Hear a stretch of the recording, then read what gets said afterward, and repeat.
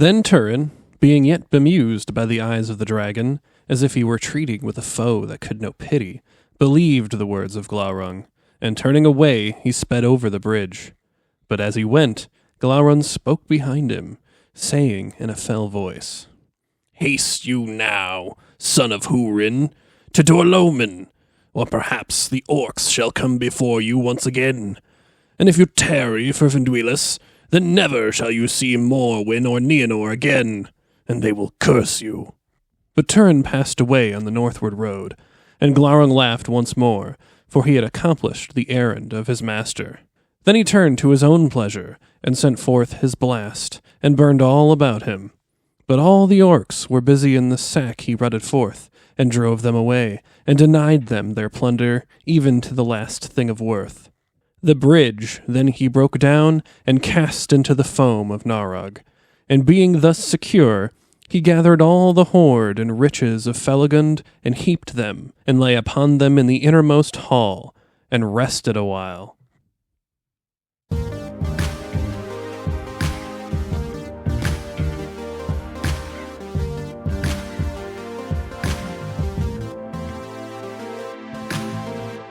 Hey there, gang. I'm Danny J. I'm Joel N. I'm Trevor D. And together we are... Keep on Tolkien. Of course. Who else? Well, who do you think you're here for? Welcome back. Welcome back or welcome to. If this is welcome to, hello, this is episode 108. Yeah, this is a very specific time to just pretty jump deep in. I mean, good, better late than never, as they say. Yeah, today we're continuing our 100th episode celebration, which is going on for many, many episodes. Right now, we're going back and we're redoing our Chief Tales of the Elder Days. This is something that we did a long time ago, back when we first started the podcast, actually. Yeah, way back in season 1. Back when we had no idea what we were doing. None whatsoever. Also, some of these books hadn't been published That's yet. true. There is information that has come to light since then.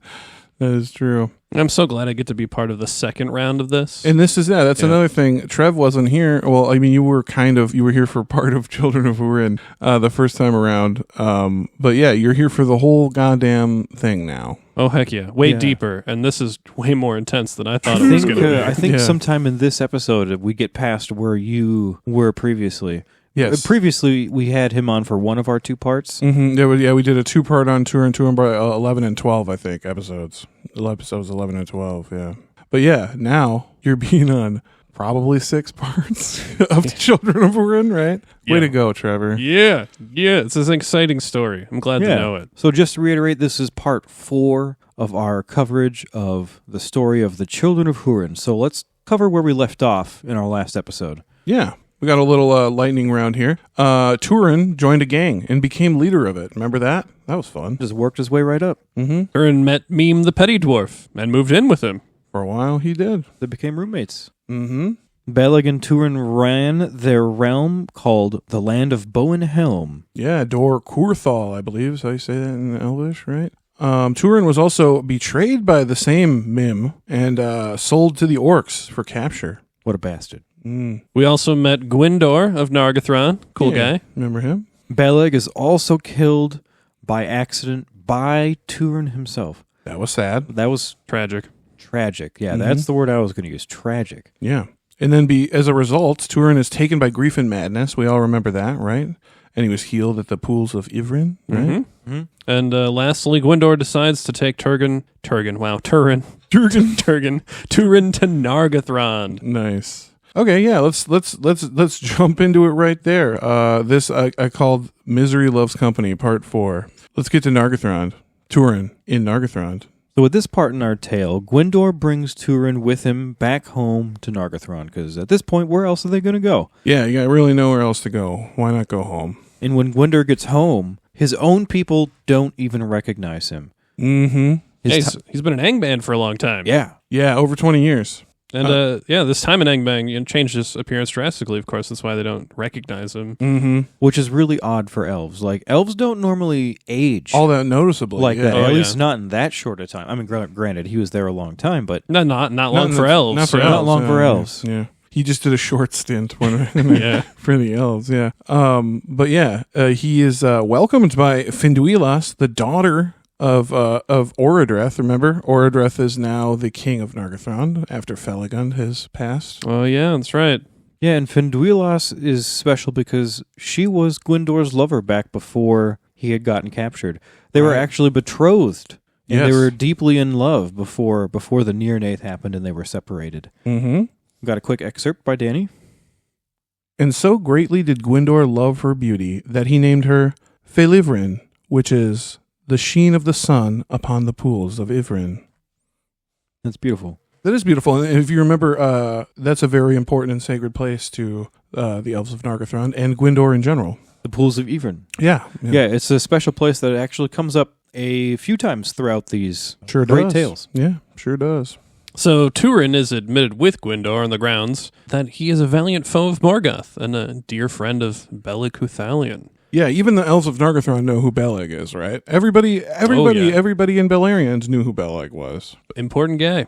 He, however, does not allow Gwyndor to use his true name because Gwyndor does know that this is Turin, son of Húrin, Yep. because Beleg told him that, right? But Turin doesn't want that word getting out. No. He instead gives himself the name Aegirwain, the son of Ulmarth, which is a great name. I love it. Have another drink, by the way. We're doing the Turin new name. That's right. This is another name for Turin. Yeah, have another drink, guys. Another name. It's Sindarin. It means the bloodstained, and then son of ill fate. I think this is probably one of the most dramatic of his self-given titles. Yeah, I love it. It's very like The blood-stained son of ill fate. That's my name. Everyone's like, oh. it's very like black metal, Okay. right? I don't know. I was thinking Turin sounds kind of emo.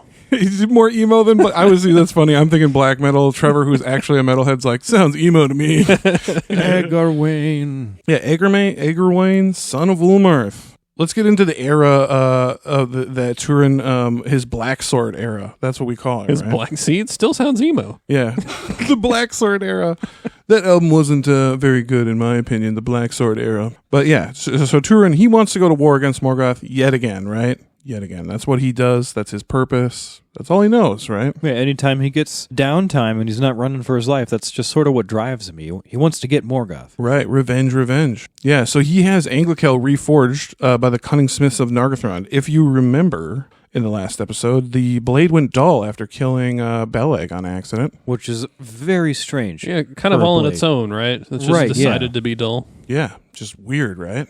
And yes, I know what you're thinking, especially everybody's got him on the brain these days, right? Because he was so great in Rings of Power, right? Celebrimbor was a smith in Nargothrond at this time. Ah, Could this be the work of Celebrimbor? possibly. Possibly, you never know. He That's was one there. of those Tolkieneering things. But I kind of think it wasn't, and I was thinking about this when I was writing the episode, because as far as I can recall, Celebrimbor is not really known for making weapons. Fair. Not that I've heard. More- but I guess More magic items and stuff. But he would make tools, right? You'd think. That's what I'm saying. Like, if he was the run-of-the-mill blacksmith, it would probably be him, It's right? probably not a stretch to think it could be him. Yeah, no, but yes. it might not be. I would agree, though. It wouldn't be a specialty, right? Right. It's- maybe yeah. while he was in training. Yeah, maybe. Celebrimbor in training. Yeah, in apprenticeship, he fucking pushed out the Anglican. Just happened to, while being an apprentice, push out the Yeah. fucking black sword. Turin's fucking sword. Yeah. Gurthang. Gurthang, the Iron of Death, of course. We got a little excerpt here from the Children of Húrin, chapter 10, Turin and Nargothrond. It's read by Joel. The sword Anglekel was forged anew for him by the cunning smiths of Nargothrond, and though ever black, its edges shone with pale fire. Then Turin himself became known in Nargothrond as Mormagil, the Black Sword, for the rumor of his deeds with that weapon. But he named the sword Gurthang, Iron of Death. That's right, the Iron of Death. What a cool name. Love it. Hold on. He just gave himself a name in the excerpt. He gave the sword The a name. sword is also renamed. It's two different names. So the sword, it was Anglekel, and then when Celebrimbor maybe got his hands on it, he renamed it Gurthang, the Iron of Death. So I guess if you haven't drank enough already, you can probably take another Keep drinking. Oh yeah, but Fuck in it. this Yeah. but in this excerpt, keep we going. also have Mormagil. Mormugil also, that wasn't a self-given title, but that was the people of Nargothrond called him that. Does it count, though? were we only drinking for self-given names, or was it just names? I say drink for all of them, dude. Drink for all of them. It's funny if you go to like there's like a on the internet you can see there's a list of Turin's names in chronological order as he receives them. Yes, which is like if you're studying this story, check that page out because it'll really fucking help you. I feel like that'd make a good bracelet. Just How many all of was it? Turin's Wasn't it names. like over 10 names or something? It was like 13, I think, in total, something like that. Yeah, it was so at least 10. Yeah, and not all of them are. There's other names for Turin that don't come up in the Children of Húrin too. Like, there's a couple of them, but we'll get into those in the later episodes, I'm sure, guys. Oh yeah, this is our complete coverage of each tale. This is an unabridged coverage of these fucking tales, you guys. Let's get back into Turin's time in Nargothrond, though, because he wants to kill orcs, right? All the time. All the time. So he, of course, becomes big in the military, right, in Nargothrond. So Turin, he eventually found himself high in the Council of Orodreth and began to completely overhaul the way that the military of Nargothrond operated. We have an excerpt here from Chapter 10 of the Children of Húrin, Turin in Nargothrond, read by Trevor. Now Turin had no liking for the manner of fighting of the elves of Nargothrond, of ambush and stealth and secret arrow, and he urged that it should be abandoned, and that they should use their strength to attack the servants of the enemy, to open battle and pursuit.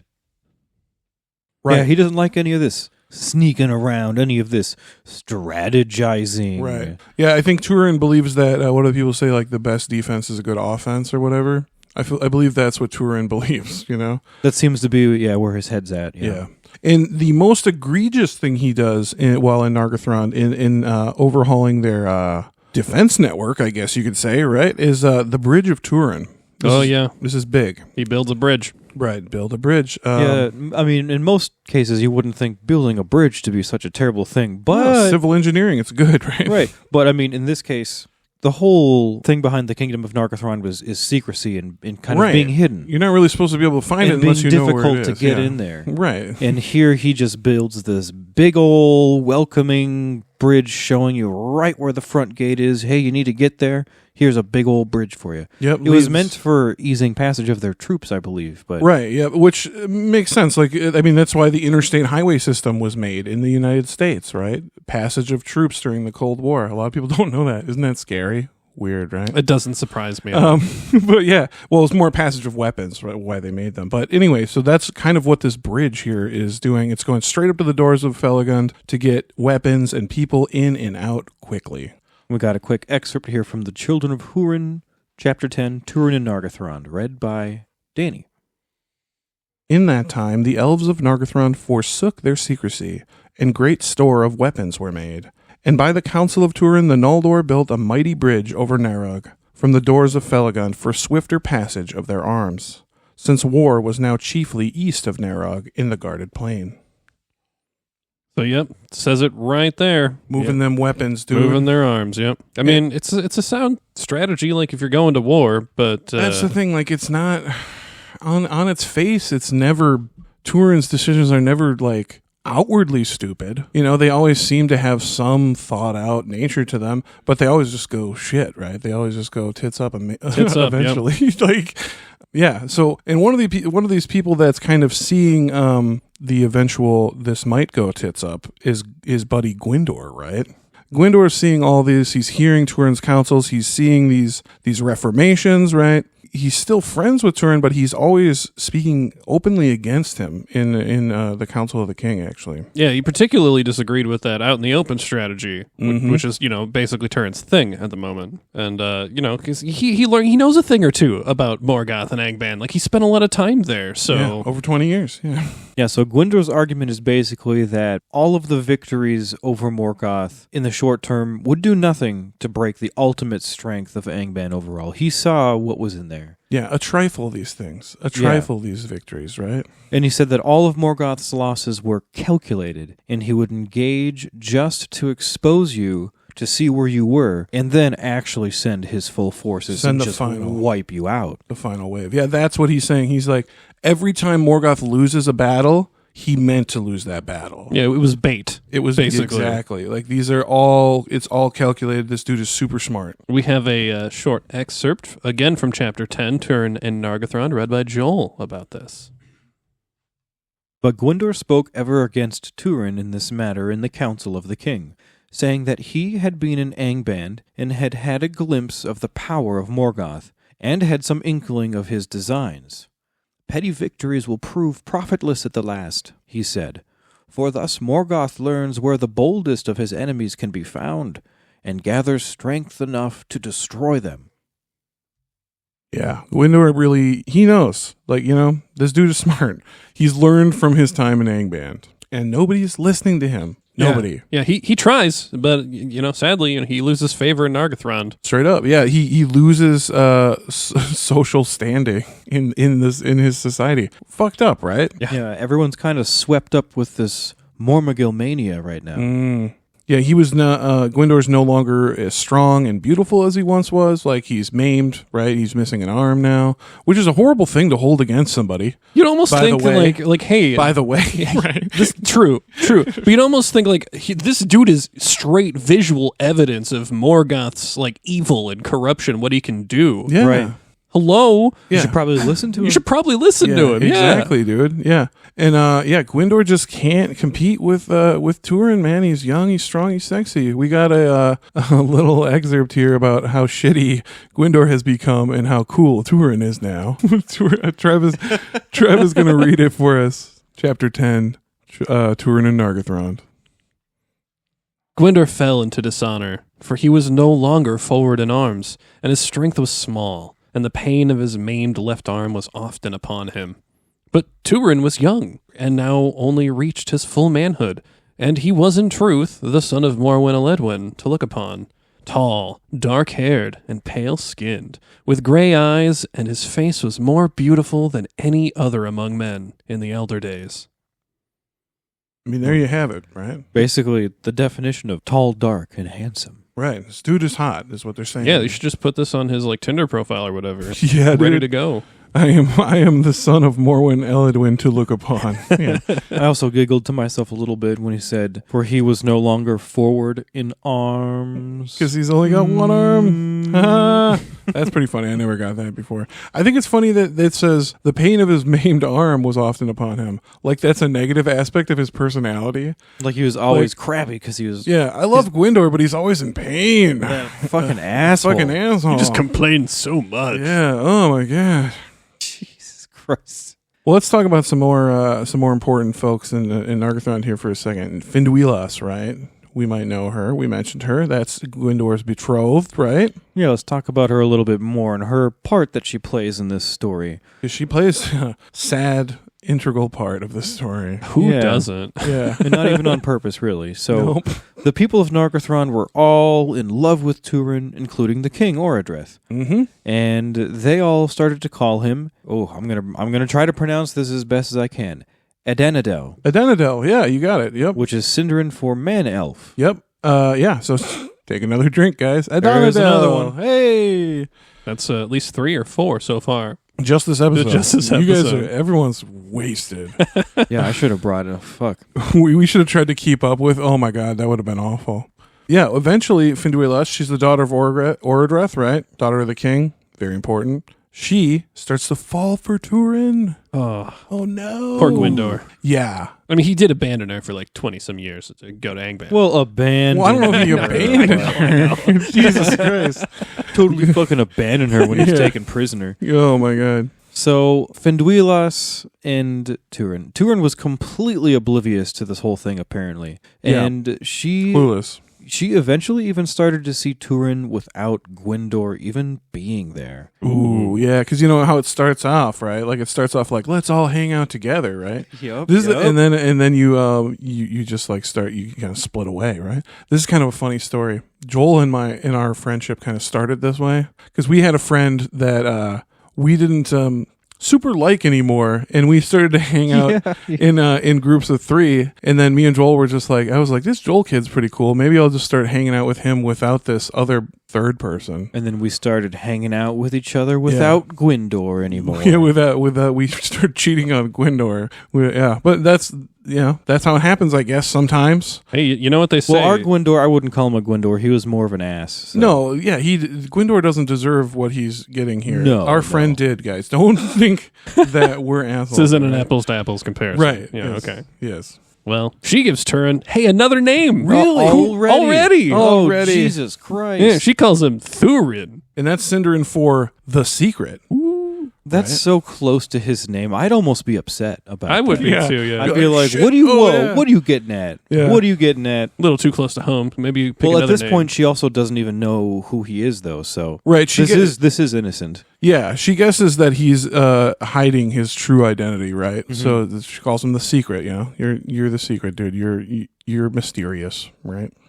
So it's kind of happenstance that it's so close to his real name. It is. Yeah, It's yeah, just a it is language thing. Yep. happenstance. Yeah, it is total happenstance. Gwyndor, he also begins to, because of all this happening, enter a state of depression. He realizes that there's something brewing between Finduilas and Turin. Yeah, and he knows he can't compete there. And Turin actually notices that Gwyndor's attitude and demeanor toward him has totally changed. It's become cold and withdrawn, right? Of course, this makes him pretty sad. Yeah, Turin is saddened by this because he, like we said, is totally oblivious to all this shit going on. He has no idea why Gwyndor might be mad at him. Yeah, he doesn't see it coming. Yeah. And he really values Gwyndor's friendship, and he feels pretty sorry that people favored him over Gwyndor. Yeah, he But doesn't like that. Yeah. It doesn't seem like he really did anything about it, though. That's true. At the same time, he doesn't really do anything to stop it. You're right.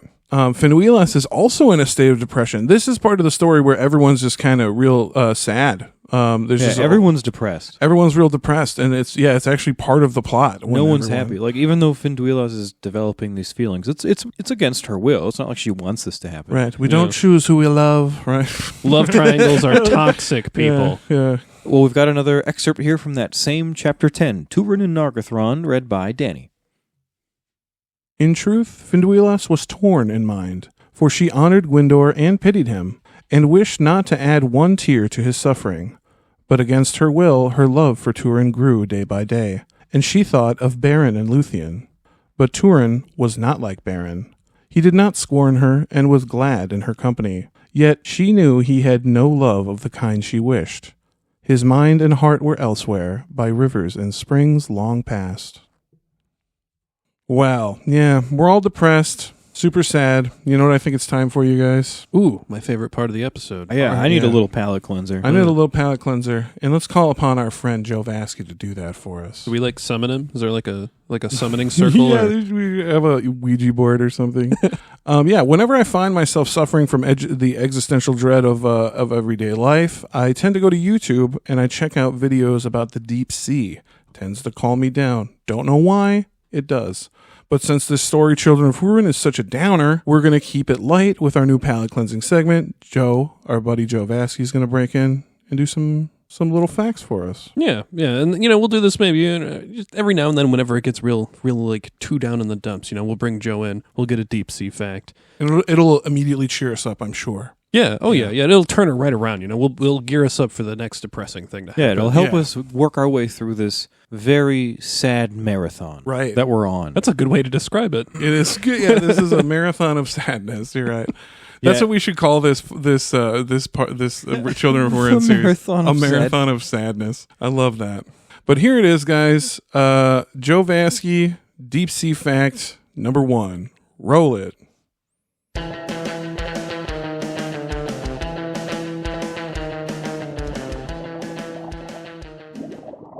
Hi, associates.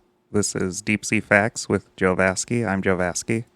Whales are incredibly social creatures, and many species have strong bonds with their pod and rely on each other for survival. For instance, in sperm whale society, when a mother sperm whale is busy, all the other members of the pod will escort and protect her calf.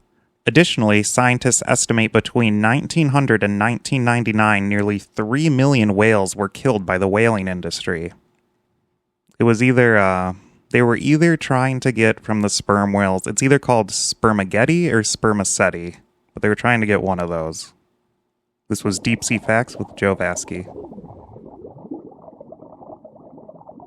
Oh, wow. I feel so much better. Yeah, I finally got to spend a little time in my happy place for a little bit. Yeah. Deep in the sea. Glad that was so uplifting. Calming, relaxing.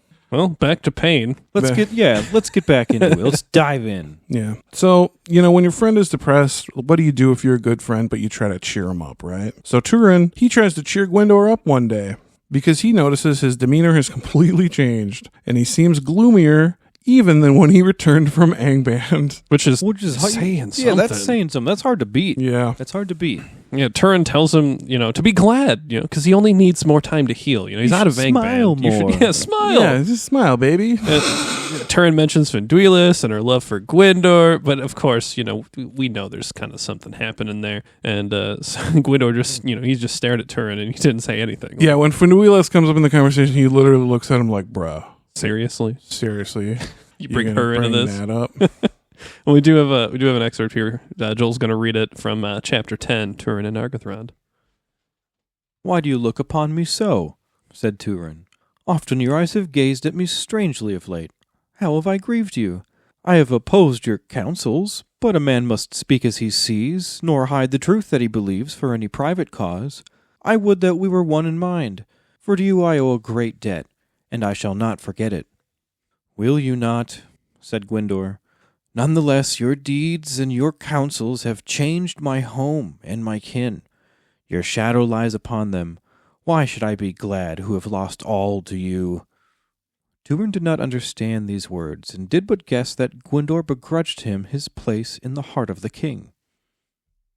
It almost seems like Turin's pulling a Sauron here, in a way. But on the good guy's side, he's just coming in and taking over, in a sense. Well, he's not even necessarily meaning to, though. That's kind of the sad thing. Right. Accidentally charismatic. Right, he is kind of cursed with charisma. I mean, everyone thinks he's cool and dope. For the most... I mean, the only one that doesn't is really Morgoth, right? He doesn't think he's cool and dope at all. But everyone else really seems to like Turin and think he's cool. I mean, Morgoth probably thinks he's cool, too, but kind of in the Yeah, evil, just in hey, man, you're doing all my work for me. Good job.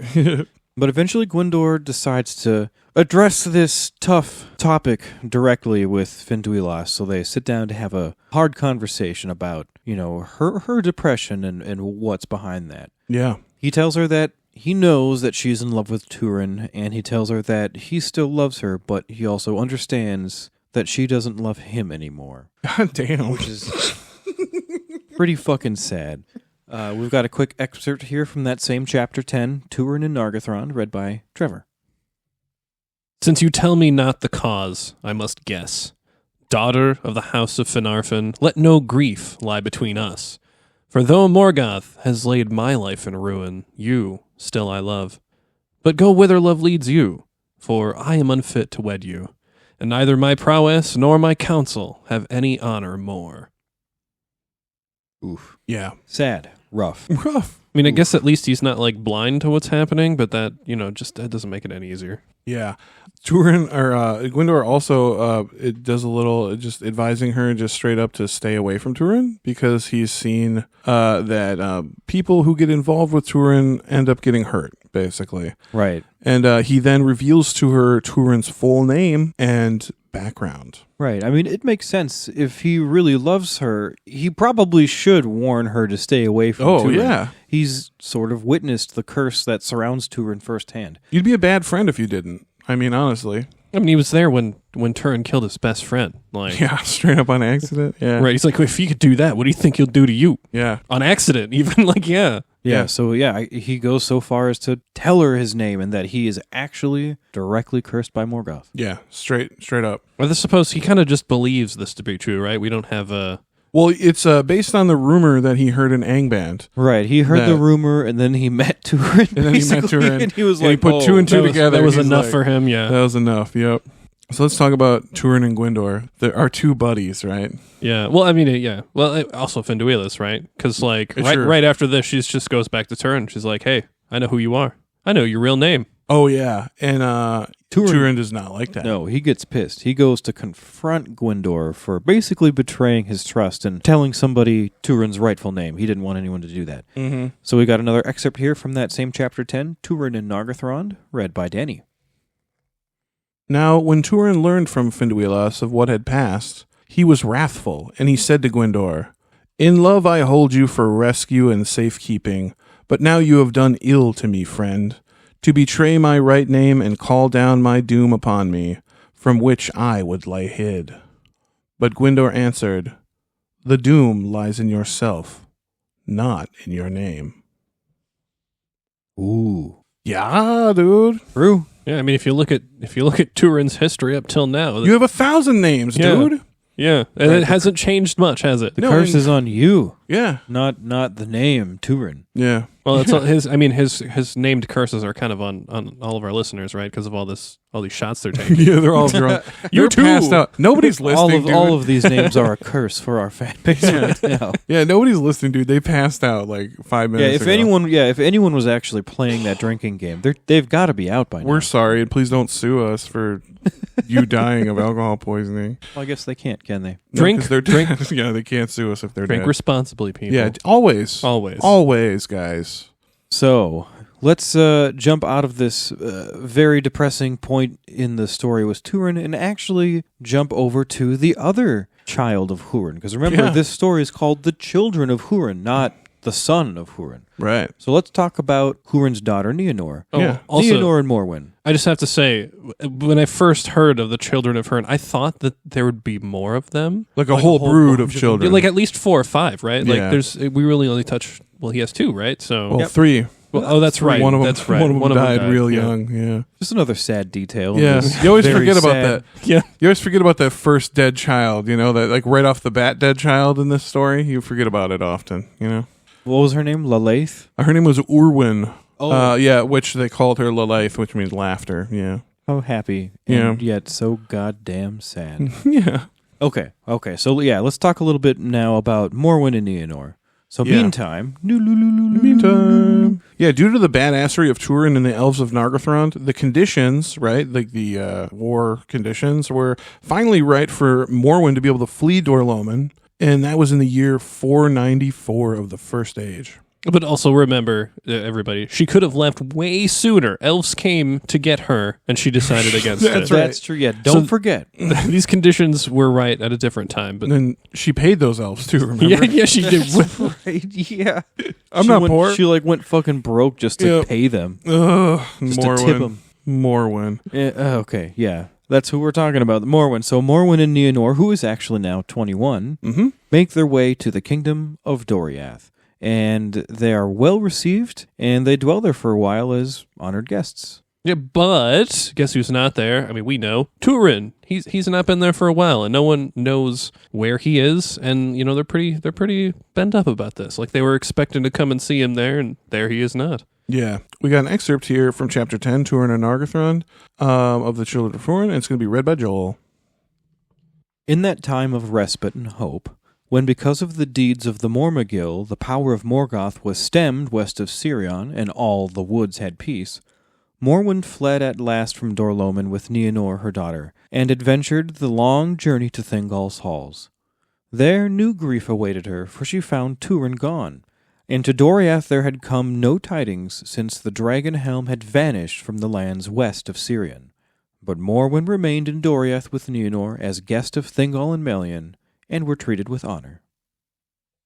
Yeah, finally took him up on that offer to come live down in Doriath. I'm sure it's a heck of a lot nicer than where they have been. Yeah, Dor-Lomin is not finally fun. bite the bullet and go live in luxury for a while. Wow. Yeah. Oh my gosh, yeah, Morwen, so prideful. Speaking of bread, Speaking of pride, when we get back to Turin in Nargothrond, it's been 5 years since he's been has come to Nargothrond. Yeah, he's been there a while. He's got an influence now and all. Yeah. yeah, he's the leader of all things war related, which is kind of crazy. He's a warlord, really. Yeah, he's worked just like he did with the bandits. Even here, he's worked his way up. Yeah, I mean, he's say what you want about Turin, is a capable warrior. Yeah, I mean he's very particular too. I mean, he would quote, he would order all things as he wished or thought good. Right. Quote. Very particular. Which sounds kind of tyrannical if you ask me. Yeah, it does. Well, It does. especially when it comes to like the military. Yeah, I guess it kind of does. Yeah. But yeah, he's very particular. Mm-hmm. And so it's been 5 years, right, in Nargothrond, and one day we get some elves of Finarfin who show up to talk to Turin and Orodreth. Yeah, they need a council. They need to get together. These are a couple special characters. They pop up in one of the other great tales. But these guys, their names are Gelmir and Arminas. Well, hold on, Joel. Aren't they at the Council of Elrond too? Gelmir and Arminas? Doesn't Círdan send them to the Council of Elrond? Is it this? He sends 2 elves. I'm not sure if it's the same or not. But yeah, these guys, Gelmir and Arminas, we come across them in the first age. They get sent directly by Círdan. Their primary mission is to find Gondolin and deliver a message to Turgon. But today, that's not what they're doing. Today, they're on a side quest. And they're trying to get a message to the Lord of Nargothrond from Círdan that Círdan got directly from Ulmo, Lord of the Waters. Right from the god of water. Right from the god himself. Like, this is a letter you should probably listen to. Right? You'd think. Like, when your god is real and he does things, you should probably listen. Yeah, you should probably listen. But, yeah, they tell him there's a great force gathering on Sauron's Isle. Yeah. Don't go there. Sauron's Isle is just at the springs of the Syrian River. Tol right? Syrian. Yeah. Syrian. So they're up to no good up there is basically what they're saying. That's part 1.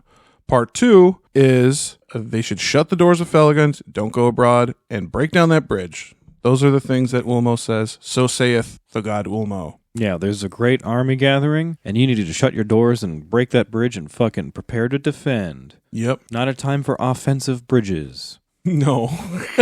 Nope. So we got a excerpt here that's going to be read by Trev from the Children of Húrin in the chapter Fall of Nargothrond.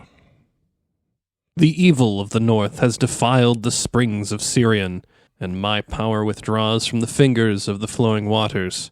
Say, therefore, to the Lord of Nargothrond, shut the doors of the fortress, and go not abroad.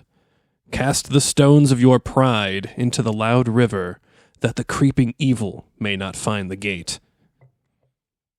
Yeah, pretty, as far as I'm aware, pretty direct and pointed message there. Yeah. Yeah, and I mean, I get it. Like, if the bridge has been serving some good purpose for, I don't know, some number of years that it's been up. No more than 5, at least we know. Yeah, it's super interesting how the story frames this bridge, which generally I feel like most people would sort of see as a neutral thing. The story really frames this bridge as a bad thing. It frames this bridge as a very prideful... It's a symbol of pride. A very big symbol of Turin's pride. Mm-hmm.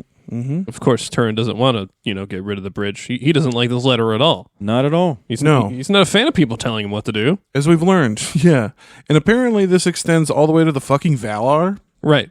Gods themselves cannot sway Turin. Yeah. Yeah, God forbid. Yeah, Turin, he's doubtful of the strangers, and he's honestly not super chill toward them either. He gets a little heated with them. Basically threatens them, doesn't he? Yeah, at one point, yeah. Sort of, yeah. Yeah. He basically says that he knows about the orcs up at the passes of Sirion, and he's got it under control. And furthermore, Círdan, and by way of the transitive property, Ulmo, should mind their own fucking business. I guess I didn't even think about that. Yeah.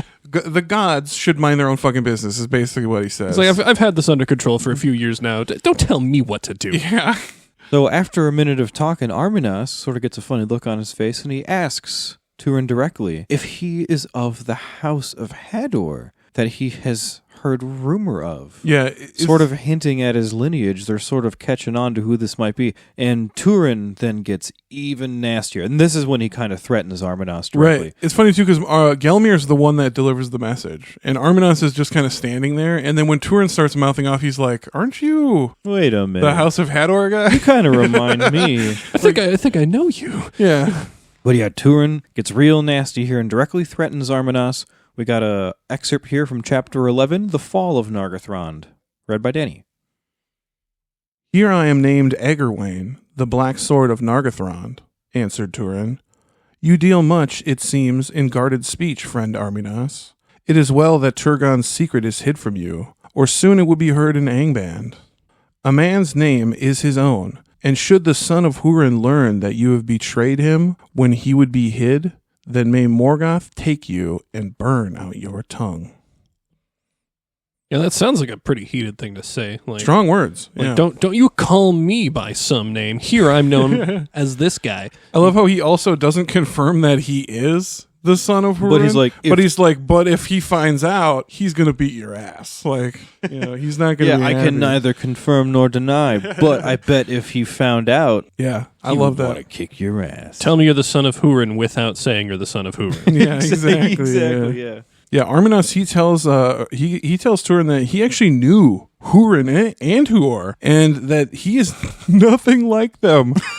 He's just like, I knew your dad and his brother, and guess what? You're kind of an asshole, and you're not really like them at all, because they were chill, and you're not. Like, He's basically. probably referencing their time in Gondolin, that Húrin and Huor were there, right? No, I think he just knew him from general fighting around gotcha, the area. okay. I don't think because these They're guys not are from they're not from Gondolin. They're from the mouths of That's Syrian. right, that's right. Yeah.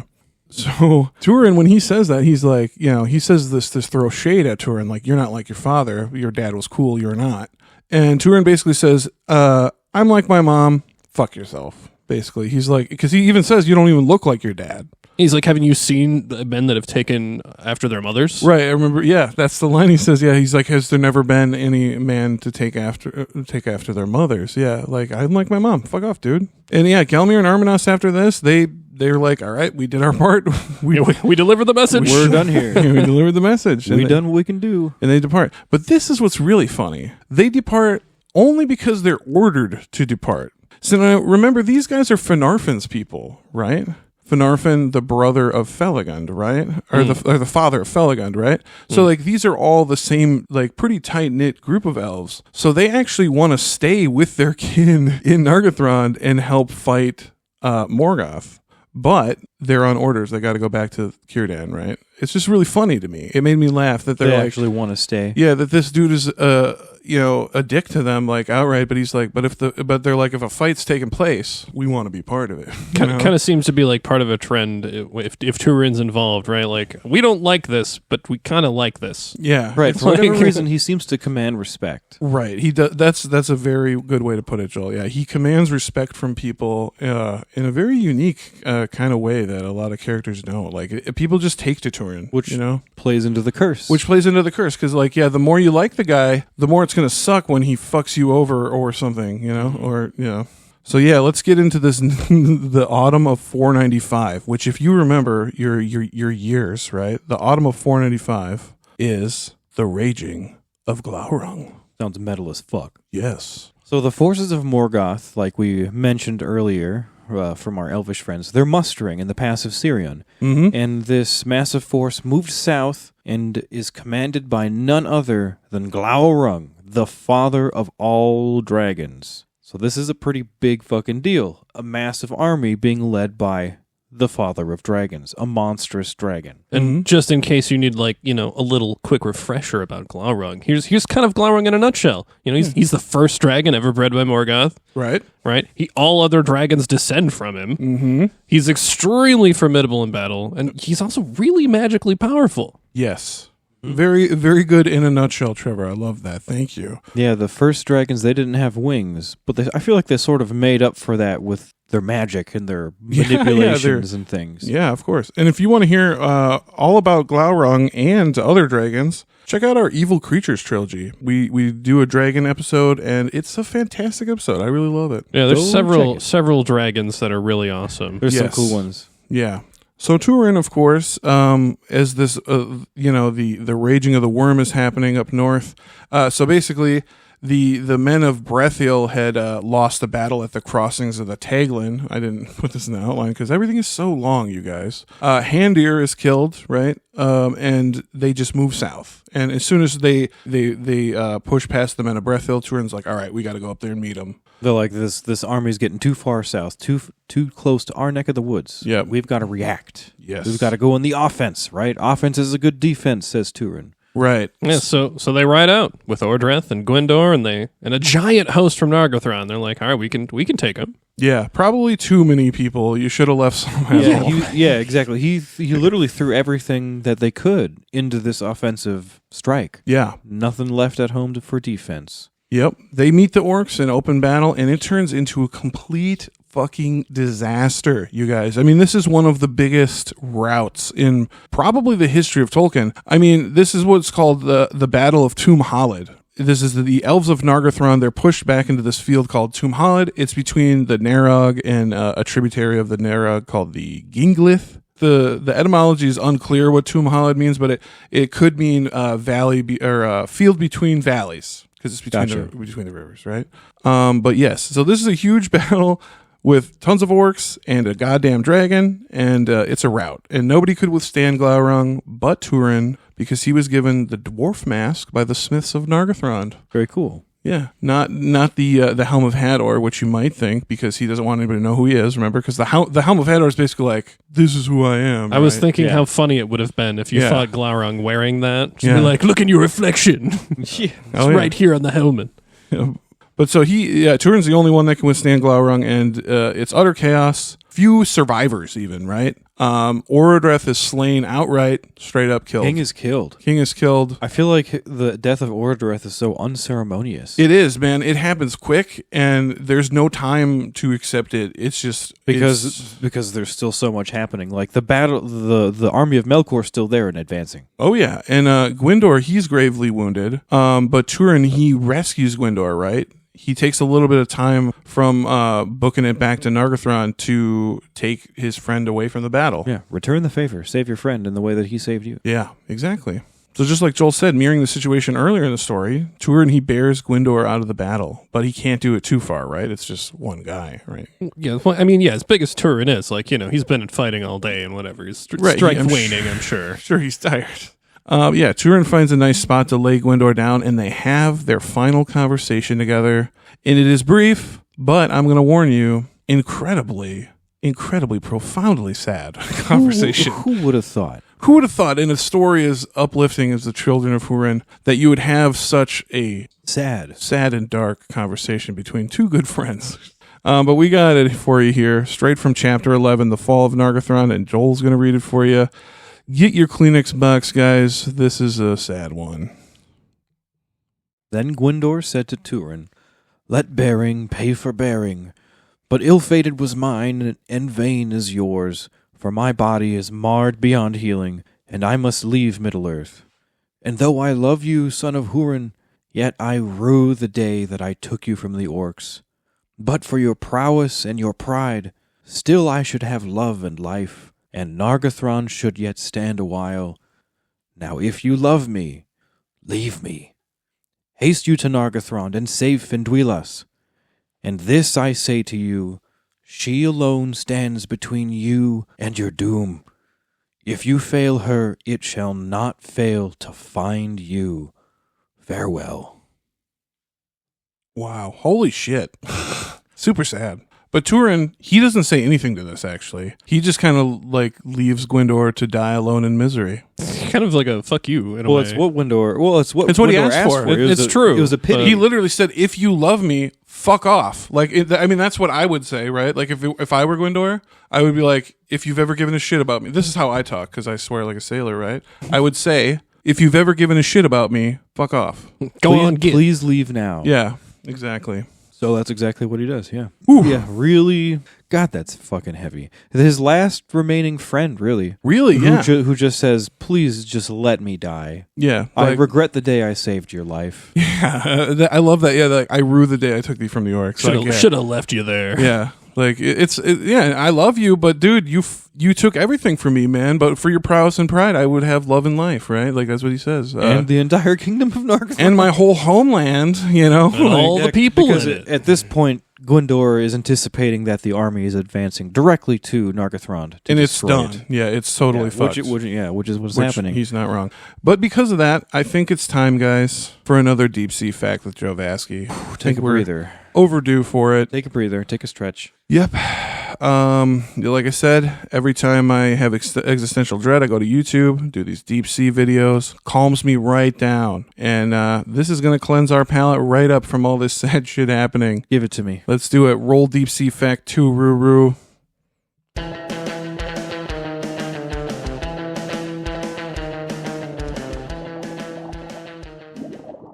Hey, compadres. This is Deep Sea Facts with Joe Vasky. I'm still Joe Vasky. Some species in our oceans can live incredibly long lifespans. The Greenland shark is thought to be able to live up to 500 years.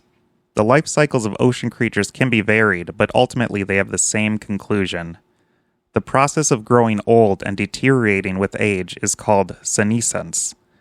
In octopi, this occurs rapidly. After mating, the female dies after laying her eggs, and then the male dies a few months later. The juice doesn't really seem to be worth the squeeze for either of them, but who am I, a human, to judge an octopi? This has been Deep Sea Facts with Joe Vasky. Wow. That's exactly what I needed. That's Me like too. It was like a breath of fresh air. Very uplifting. I mean, I don't think I've known the true definition of the word satisfied until just now. Yeah, it's when you feel it, you feel know it. Yeah, you know it. Okay. Exactly what I needed. Thank you, Joe Vasky, I now have the emotional stamina to continue. to continue this episode. Well, let's get right into it. I'm sure there's nothing more sad. I'm sure we'll not need any more of those Deep Sea Facts with Joe Vasky. I'm sure it's only going to go up from here, right? Right. As we just mentioned, they're probably going to Nargothrond. Oh, that's right. Yeah. So let's get into the sacking of Nargothrond. You knew it was going to happen. Spoiler alert, you knew it had to happen. You knew it was coming. So Turin, he books it back to Nargothrond because this is just another Turin thing too. Because of the time he took to say goodbye to his dying friend.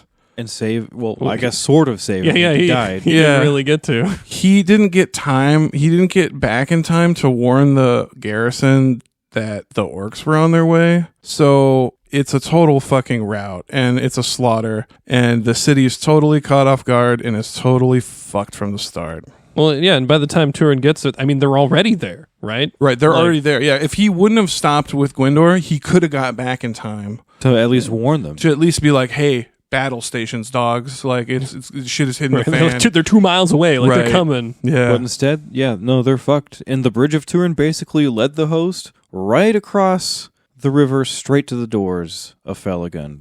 The dragon, the entire army of Morgoth, everyone just marching right across the bridge. Yeah, in the same way, it turns out in the same way that it helped aid, transporting troops out of the city. Right. It works really well for transporting enemy troops into the city. Gosh, if only you'd listen to the freaking gods, right? Yeah. Yes. Ulmo he knew. He knew. But yeah, it's all over at this point. And we've got another excerpt here from Chapter 11, The Fall of Nargothrond, read by Trevor. This one's a fucking doozy.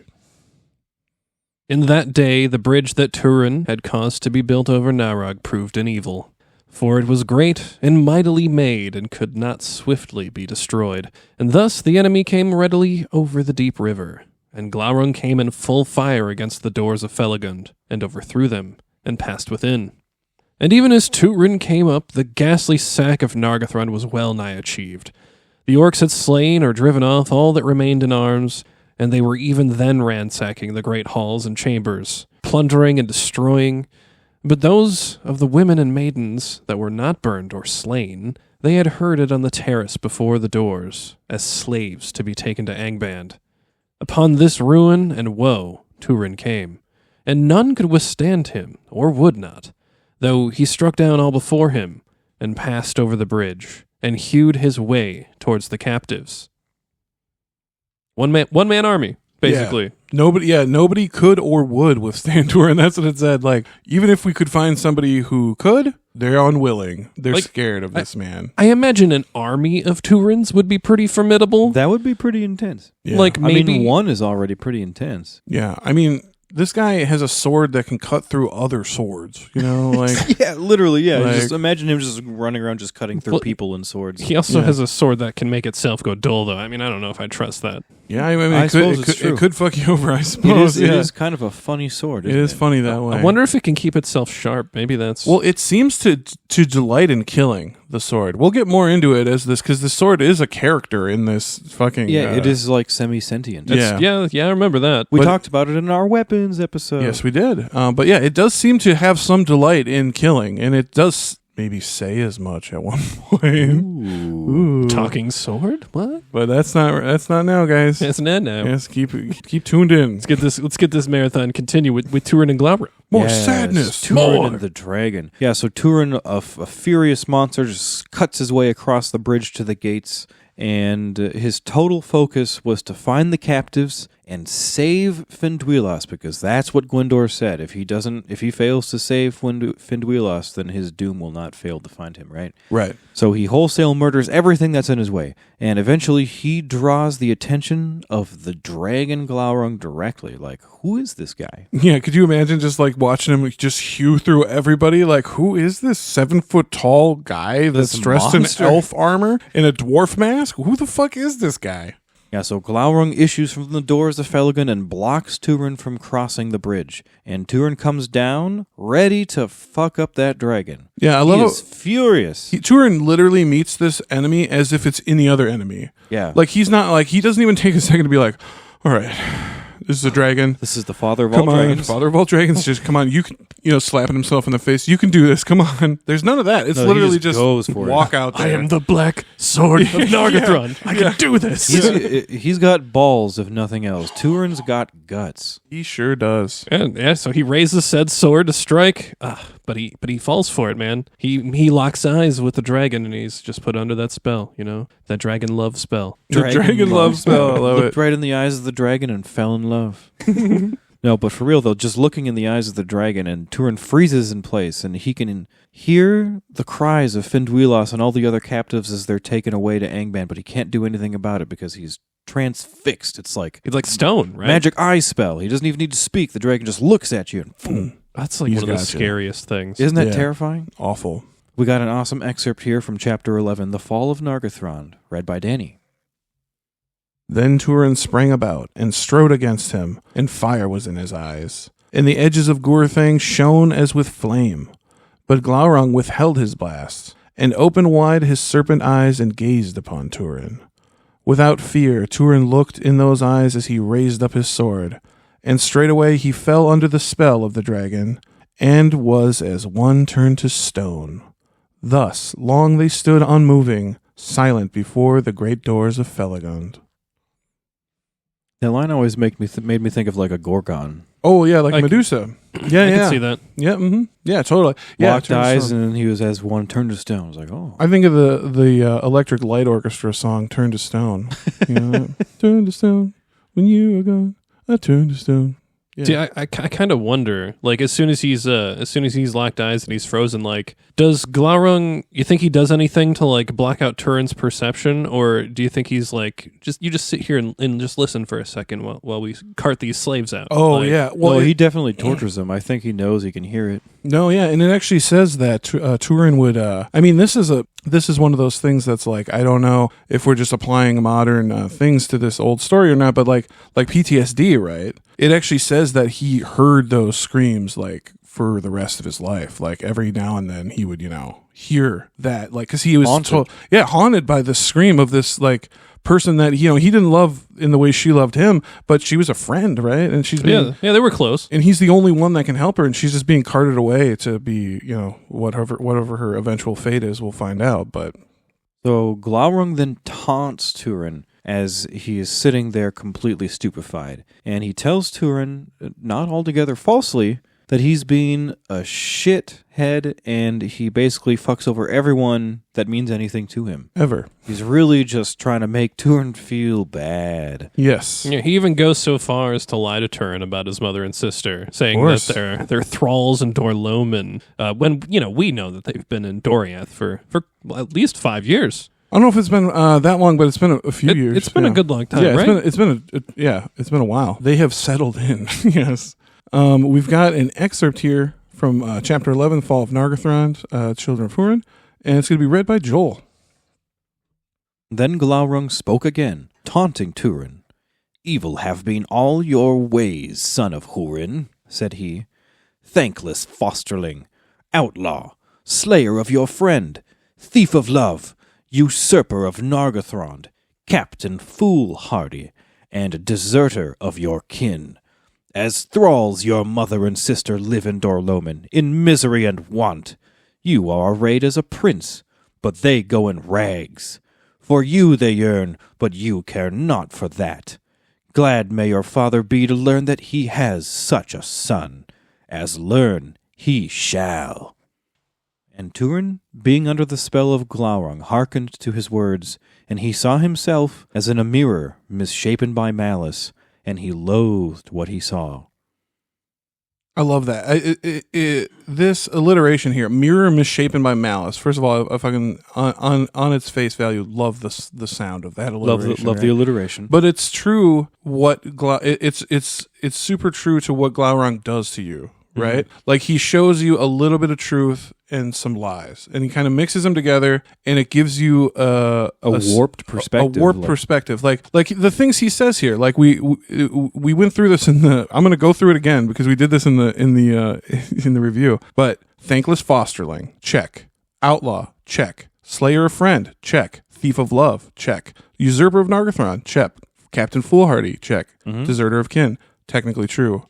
That one's kind of either, The last one's a little loose, but you could argue it. But yeah. But the rest of them are certainly true. Certainly true. You can't really argue that those are true things, And so that's what he does. It's a mirror misshapen by malice. Great way to put it, Tolkien. It's he's distorting your view of yourself, really. See, and this is kind of what I think about Turin taking so many names. It's like he's trying to leave behind every bad thing that he's done. True. Right? Which is why I've stated before, it seems like he's having an identity crisis, but he just keeps leaving his identity behind. Right, he keeps running away from his identity to try to, 100%, Trev. Yeah, very astute. That's what he's doing. He runs away. He doesn't deal with anything, right? He just runs away. Like, it can't get worse than this. Where do you think he learned that, Trev? Running away and not dealing with your problems and just stuffing them down inside. Mommy? Mommy, yeah. It's always fucking mommy, isn't it? Cold mommy. Yeah. Morwen. Everything goes back to Morwen. If nobody has ever covered the Children of Húrin from that angle, the parenting angle is what I want to drive home. Morwen and Húrin. Húrin was like an absentee parent, really, and the only really thing he gives to Turin is like his dramatic genetics, flair. Right? The only time he was around, Húrin was a very dramatic guy. Yeah. So. But yeah, that's the thing about this story, guys, is it's all about parenting at the end of the day. Don't fuck up your kids. Right. Teach your children well, as Crosby, Stills, and Nash would say, right? Let's get back into Glaurung. Yeah, so he's really going to work on Turin psychologically, playing on his sense of duty, putting him on blast for being prideful. He even invokes Húrin's name, his father, trying to bring him, some shame, make him feel ashamed. But he's ultimately just trying to distract Turin from his objective. Saving his friend. Saving the refugees there, the captives. Yeah. He even tricks Turin into thinking that he, the dragon, would have some kind of pity or honor at all. Really? Right. Yeah, exactly. I say to thee, right? Yeah. Glaurung, he holds Turin in his gaze until Finduilas and the captives are gone. So there's not something that he knew exactly what he was doing, right? He knew I'm going to hold this motherfucker until they are gone to the point where he can't do anything about it anymore. Right. That could have taken a while too. I wonder. It had to have taken minutes to hours. You're carting off a bunch of slaves and shit. It would take a while, right? I wonder if he had to skip lunch. Yeah, I wonder if they skipped lunch. Well, as Finduilas was being carted by, she was calling out to Turin by name and holding out her arms, trying to get him to help. Yeah, do anything, but Turin was entranced. Couldn't do nothing. And like we mentioned before, he would be haunted by her cries for the rest of his life. Yeah, something that would never, ever go away for him. And when Glaurung relents his stare, finally, Turin instantly back in action mode. Turin takes a swipe at him with his sword right away. And this actually, like, Glaurung is taken back a little bit and laughs. Yeah, he laughs about it because he's like, damn. I mean, it's kind of like if you're, if I'm trying to think of like, you're trying to like get like you caught like a mouse in your house or something, right? And you're trying to get it out and it's just trying to kill you, and you're like, constantly. You're just like, haha, little mouse. Yeah, you'll never be able to kill me, but like. Tenacious little bastard. Yeah, exactly. Exactly. So he then pretends to actually extend a courtesy to Turin. Remember, he even made Turin believe that he's capable of such things.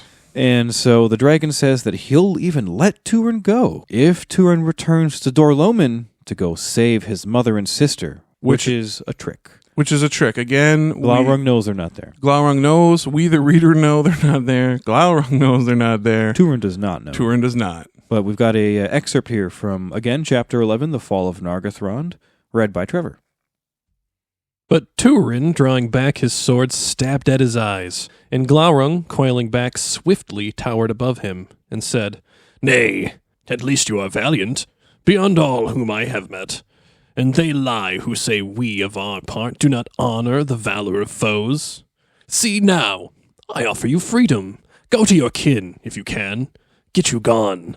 And if elf or man be left to make tale of these days, then surely in scorn they will name you, if you spurn this gift." Yeah, he's definitely just trying to, at this point, get him out of there. Yeah. Well, I love that he kind of is like, when if you don't do this, shame on you. Like, he tries Exactly, to yeah. throw shame on him as well. Yeah, guilt him again. Do you guys think Sometimes. that from time to time, do you guys think that Glaurung is afraid of Turin? I think he's intimidated by him. Because I always wondered why he just doesn't take him out. Like, Instead makes him run away. it makes, he ends the fight before it begins, That's the only thing that made sense to me. I think he's a little afraid of him. Nah, I You don't don't think he's think afraid of so? him at all. No. You think he's just fucking with Even him? Morgoth was a little afraid of him, remember? Yeah, but as we were talking about earlier, the fact that Morgoth laughs through Glaurung at one point, Yep. right? So I'd like to think that this is still part of the curse that Turin's under, and so Glaurung knows better than to take him out and would Okay. rather make him suffer. So you don't think he's wussing No, not at all. out? Okay. You think Glaurung's a you badass. I don't think he'd wuss You out think there. You think Glaurung knows he's got enough suffering in front of him and he wants it to happen? Oh yeah, sadistic bastard. Okay. I mean, that stands to reason. That tracks. I can get behind that. Okay. Well, Turin, he takes the dragon's suggestion, dumbass, and he heads north to Dor-Lomin, just straight books it out there to find Morwen and Nienor.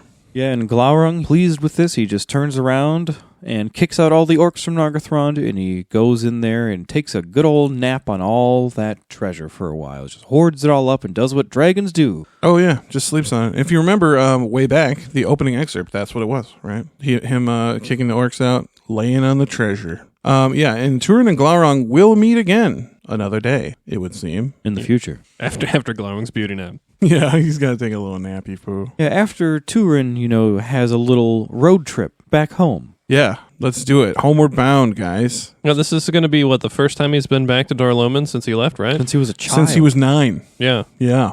Damn, that's a long time. Yeah, he's That's- been gone for a long ass time. It's like 20, 30 years somewhere in there. Yeah, Turin, he lives to be 35, I believe, and we're getting close. So Do you think we'll outlive him? I don't know. We're 34 right now, right? Well, speak for 33. yourself. Oh shit, we're 33. Yeah, I lose count sometimes too. It's Yeah, okay. see, I'm losing the count. my fiance is 34. She's 90. I get confused. But yes, we're old. I don't subscribe to this line of thinking. Turin leaves for up north just in time for something called the Fell Winter. Just so happens. Yeah, it's a Lucky happenstance. yeah, lucky happenstance. It's What a coinky ding. an event that happens in the First Age. This was a particularly long and cold winter that took place between late First Age 495 and early 496. We talk all about the Fell Winter in our whole ass episode about this, the Fell Winters of Middle-earth. Yeah, significant event. The Fell Winter. Yeah. Yeah, totally. And it's funny because it says that, I believe it said in the episode that we did, that it was from October to April, right? Yeah, which was Which is just our normal ass Minnesota winter, which is a sort of a normal Minnesota. yeah, winter for we us. thought was pretty funny. Yeah, it's one of 3 significant winters. There were 2 fell winters and then one other winter that was unique. I forget what that one was called. Yeah, we covered 3 winters in that episode. Check those out, guys. But this is the fell winter of the First Age. the First Stage, yep. Yeah, and so by the time Turin even gets up to the pools of Ivrin in late autumn, they're totally frozen over already. Frozen over, have been completely defiled by the dragon, just gross, cold, Yeah, nasty shit. destroyed. And Turin takes the mountain passes into Dor-Lomin right as the winter really starts to get bad. Mm-hmm. It's been 23 years since he's been here, and he's coming back at it. Wow, quite Basically a a time. snowstorm, yeah. Yeah, he's coming in the bad part of winter, baby. It's not fun. Yeah, and things are all different and depressing now in Dor-Lomin, guys. Everything has changed. Everything is quite a bit different. We've got a little excerpt here from Chapter 12, The Return of Turin to Dor-Lomin, read by Danny. Thus at last he came back to the land of his childhood. It was bleak and bare, and the people there were few and churlish, and they spoke the harsh tongue of the Easterlings. and the old tongue was become the language of serfs or of foes. How strange. Yeah, could you imagine that? Coming home after 23 years and like they speak a different language. Language is different. Yeah, and like everyone's churlish means like unpleasant, right? Nobody's chill anymore. Like, yeah, it would be Everyone's shitty. all uptight. Yeah. And when Turin gets back to the house he grew up in, it's completely empty. And everything of value has been plundered by Broda, the new Easterling governor. Yeah, and Turin decides to try next door where their old neighbor Erin used to live. Erin was a kinswoman of Húrin, so sort of like a distant family member. Yeah, it never says exactly how she's related. It just says she's a kinswoman of Húrin. I'd like to think that she's the aunt, just so we can Auntie, call her yeah. Auntie Erin. Let's call her Auntie Erin. I love that, Trev. Thank you. Auntie Erin. Auntie Erin. Hopefully nothing bad happens to Auntie Erin. So Turin, he finds some welcome in the house of Erin, right? There are people in there and they're eating soup and they're like, it's kind of like a little like the drifters kind of pass through here, right? Yeah, he's given a seat by the fire with a few other of these drifters and some random elderly people. Mm-hmm. You know, he asks for some news and people shudder when he speaks the old tongue. They're like, "What? Hold on, no, you don't do that here." Right. Well, yeah, I assume he don't speak Easterling, Yeah, right? So probably not. Yeah, what are you gonna speak in the old tongue, right? You speak English? Yeah. Well, and we're also not sure. This old tongue might be Taliska. It could be Hedorian Taliska, which we learned about in the Men episode. Check that out. Or it could be Sindarin. I'm not really sure if Húrin had them speaking Sindarin as a everyday language or not, like some of the men did. Right. So yeah, it's either Hedorian Taliska or Sindarin. Either way, nobody speaks it anymore. At one point, Turin sits down next to an old man who speaks to him using the old tongue. You know, a conversation that Turin can hold. Mm-hmm. And through this conversation, he learns that his mother, Morwen, has actually been gone for over a year. Ugh. She's been gone for quite some time. She is not here. His whole trip up here was basically pointless. Oh yeah, it really hasn't been that long that she left. Yeah. Little over a year.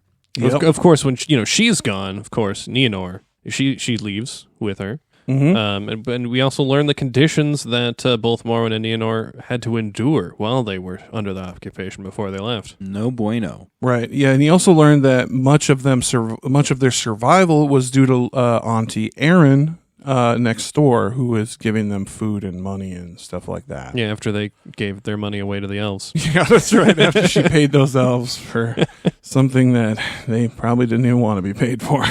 Yeah, this old man, he says it's pleasant speaking in the old tongue. He really likes it. Turin, he actually, while he's talking to this old dude, he makes a realization about this frail little old man. And we got a little excerpt here that Joel's going to read from chapter 12 of the Children of Húrin, the return of Turin to Dor-Lomin. Truly, said Turin, my heart is grim, but if you fear that I am a spy of the north or east, then you have learned a little more wisdom than you had long ago. Sador Labadal. The old man eyed him agape, then trembling he spoke. Come outside. It is colder, but safer. You speak too loud, and I too much for an Easterling's hall. When they were come into the court, he clutched at Turin's cloak. Long ago you dwelt in that house, you say. Lord Turin, why have you come back? My eyes are opened and my ears at last. You have the voice of your father. But young Turin alone ever gave me that name, Labadal. He meant no ill. We were merry friends in those days. What does he seek here now? Few are we left, and we are old and weaponless. Happier are those in the great mound. It's Sador, you guys. Saying some sad shit, really. Being real sad. Yeah. Yeah. His old friend Sador. Yeah, our old friend from the early days. Remember, when he was a child. Yeah, they were super tight. Like, he gave him that name, and he calls him the name Labadal, and that's what triggers him to be like, oh shit, this is Turin, because he was the only one that called me that, right? This 9-year-old kid called me that. And now, 23 years later, they're reunited. Aw. How touching and not sad at all. I'm sure nothing bad will come of it, though. No. Especially when he tells him that all the people that are happy are in the Great Mound. Yeah, I love that. He's like, happier are those in the Great Mound. Like, yeah. Sometimes I wish I were dead. The only happy people are the dead people. Yeah. So Sador says that Morwen and Nienor have left secretly and no one knows where they went. but it was rumored that Turin had sent for them. So at this point, Turin assures him that this is not the case, which isn't very comforting. Yeah, he's like, I am Turin, and I did not send for them. That's not cool. This is not my doing. Yeah. So Sador tells Turin to talk to Lady Erin to get more information because she was close with Morwen. But he's unsure of how they would go about talking to her. They can't just stroll in there. Right. Right? Right? Maybe. I don't know. This is Turin. Guess what, guys? Oh, that means they can. That's exactly what he fucking does, right? That's exactly what happened. Turin gets pissed off. He takes off his hood and he strolls right into the goddamn hall of the Easterlings. And Broda's there, eating and drinking like Easterlings do. And it's just another night for Broda, really. Yeah, literally just it's Tuesday or whatever the fuck, Yeah, Broda had essentially taken Erin as like a slave or slave wife. I guess, concubine. It's a non-consensual wife. Right. That's the most polite way I could put it, I guess. Yeah, not a great situation. Yeah. So Turin strolls in there, and Broda's there, and Erin's there, and a bunch of other Easterlings are there. And at this point in the night, Broda is already drunk. Of course. Turin is pretty rude to him, and Turin wants to speak directly and only to Lady Erin, not fucking drunk Broda. Yeah, he disrespects Broda right to his face in his own halls. Yeah. Yeah, Turin tries to talk with Erin, but, Broda's drunk ass, he just interrupts him. He says that Morwen fled, quote, as a thrall flees, as well as some, other heated words, right directly to Turin. Yeah, what a drunk asshole. It's so funny. I was thinking when I was writing the outline that Easterlings have a drinking problem. Do you remember the Battle of Camp in the Third Age? When Erenur rolls up on them and they're all drunk and he just slays them all. Remember? I forgot about that, no. That's in the double fucked Gondor. That's what we called it, remember?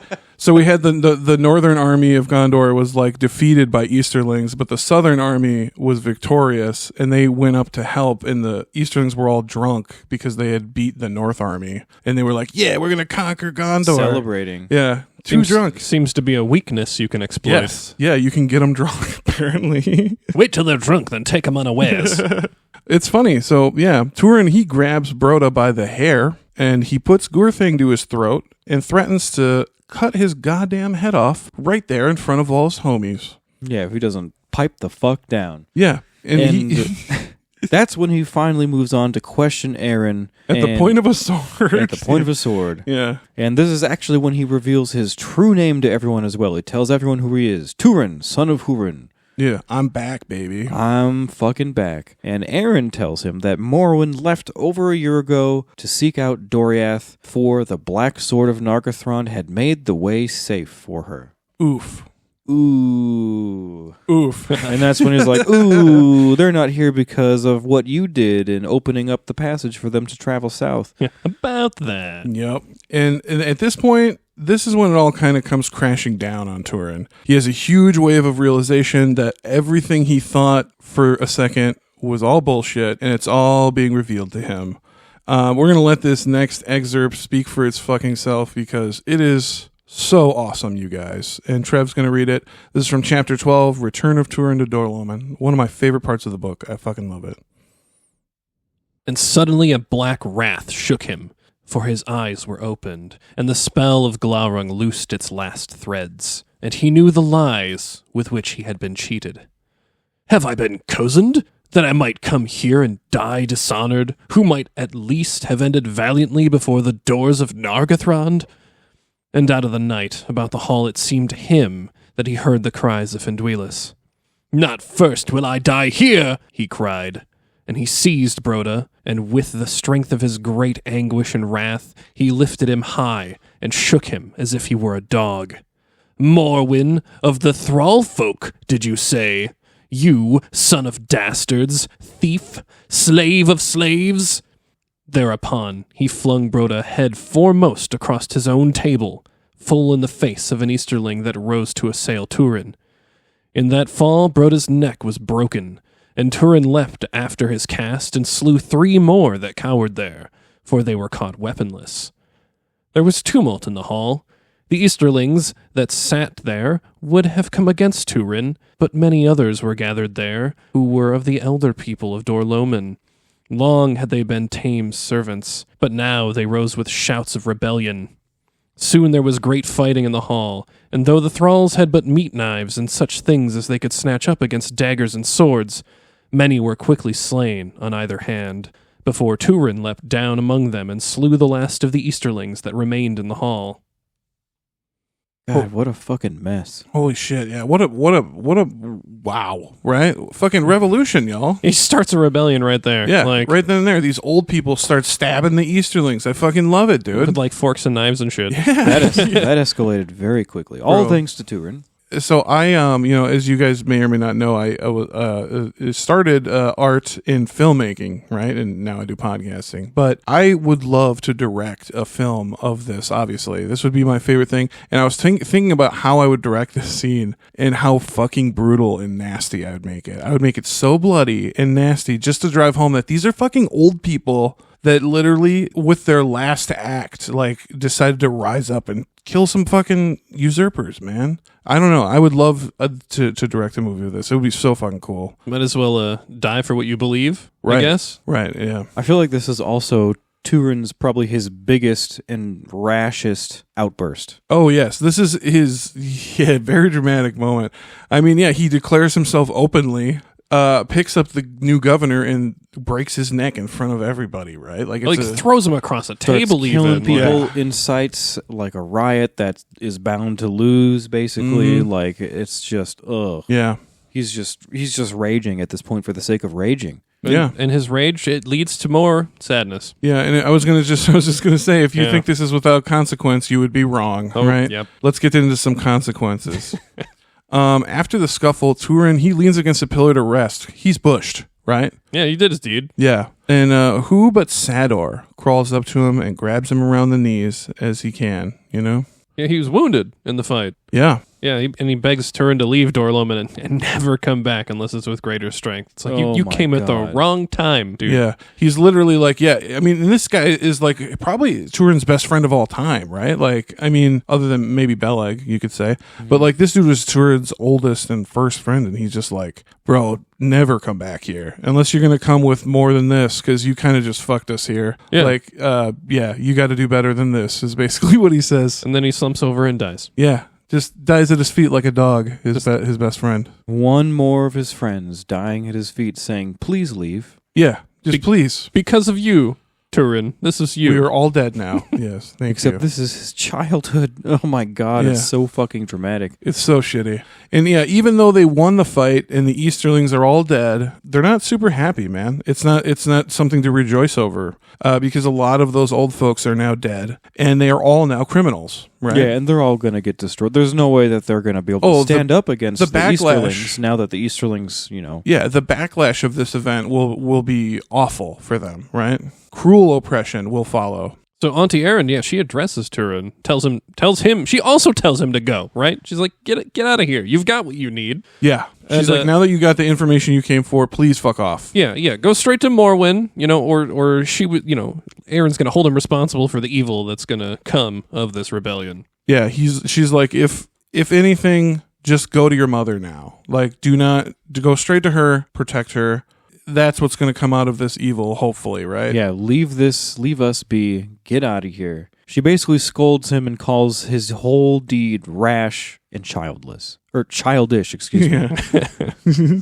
Which is it's funny because like later on in the story, I had to cut this out because but anyway, he talks about how he's telling these survivors that basically like she was foolish for not standing up to the Easterlings and not being brash and all this stuff, and they say to Turin like, no, she was a hero, she used what she had to help everybody else, and you fucked that all up when Yeah, you came, in here and you just set everything on flames. Undid like- years of work, Yeah. basically. Yeah, and she was helping her people the best way she could in the best situation, and yeah.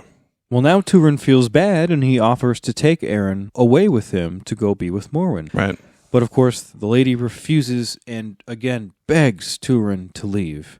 And so finally Turin gathers all the rebels that survived that are willing to go, and they leave for the wild. Right. They just kind of chill out there. Just like those outlaws. Remember outlaws in the beginning of the story? Yeah. Started a rebellion. Been running ever since. That's these guys. They're just, they're fucked now. They're in the wild now. Oh, yeah. Well, they know what the Easterlings will do to them if they stay, so Mm-hmm. might as well go. And as they are going, as they depart, they turn around and they can see that Lady Erin has actually set fire to the halls that she lived in and basically self-immolated. Yeah, suicide by flame, right? She did not want to be alive to pay for what Turin had done. And the Easterlings cruelly punished the remainder of the house of Hador in Dor-Lomin after this. Ever anon. Like, imagine burning yourself alive being the better path that you decide to choose rather than being punished or leaving. Like, you're just like, no, I would rather burn alive than deal with these consequences. Than deal with the consequences. Yeah, because, I mean, they're going to do so much worse to you, probably. Oh, yeah. They're going to torture her. And at least, you get to die in your own home. Like, that's comfort, right? But nobody else gets your home after this. Why on fire? Yeah. Like, there's got to be a faster, easier way, right? Yeah, I don't know. It's dramatic. Yeah, it's definitely of all the ways to end yourself, it makes a statement. It sure does. We'll put it that way. And guys, I don't know about you. I feel like I'm going to throw up now. So I think we should maybe hit up another deep sea fact with Joe Vasky. Let's take a moment. Take a second. Dang, 3 in 1 episode. Yeah. This is a pretty heavy hitter. Calls for it. I think we need them. Yeah. All right. This is our palate cleansing segment. It's going to make us all feel better. It's uplifting is what I would describe this segment as. Really, really ride the wave. Yeah, ride the wave of positivity. Well, here it is. Roll deep sea fact number 3.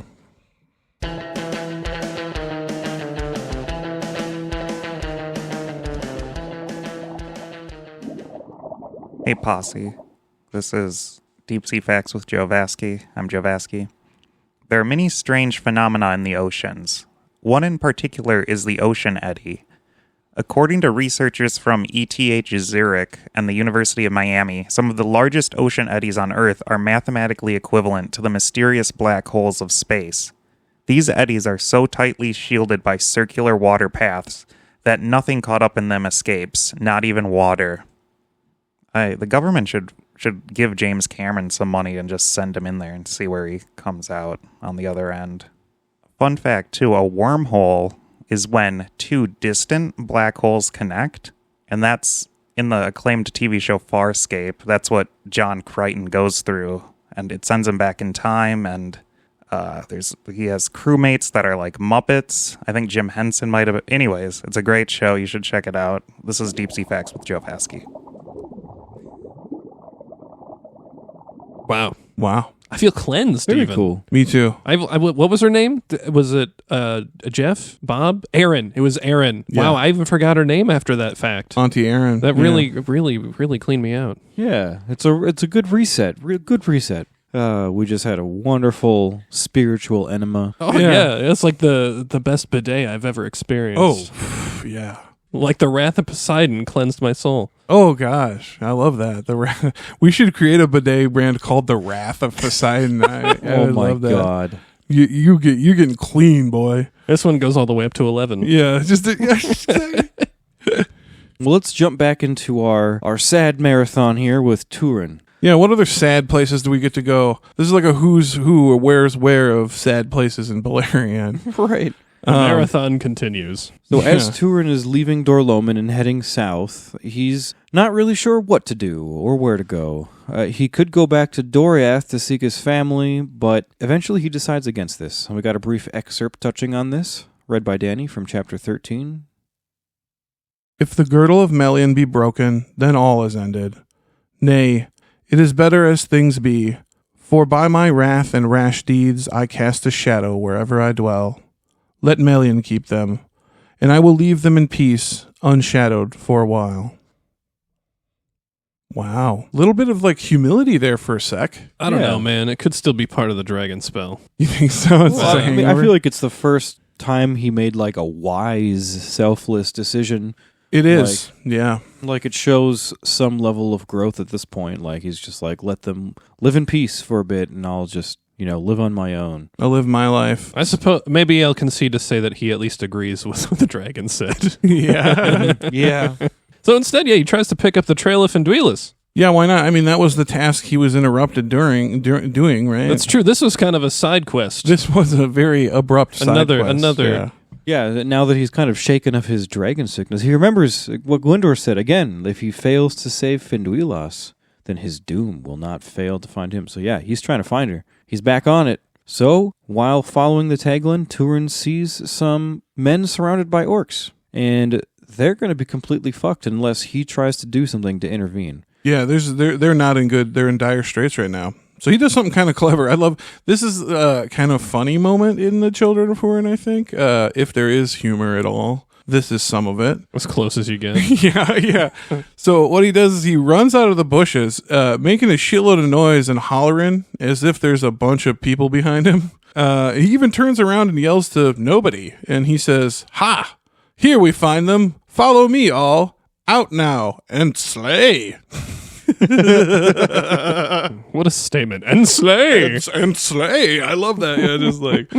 Yeah, and when this happens, the orcs, they catch sight of Gurthang, right? First thing they see is that blade, you know, the black blade. The black blade with the fiery edges. They know it. And they know it, and they scatter, boy. They're gonzo. Yeah, they know better than to sit around if Gurthang's involved. Yeah. The black sword. So the Halidin then join Turin and pursue the orcs and run them into a river. Yeah. Yeah, this is a cool way to meet new people. Yeah, going and killing a band of orcs. Yeah, these are by the way, these are men of Brethil, right? So they're Halidin, the house of Halith, or also known as the Halidin. For more of that, check out our men episode. You'll learn all about the three houses of the Edain, blah blah blah. These are Halidin.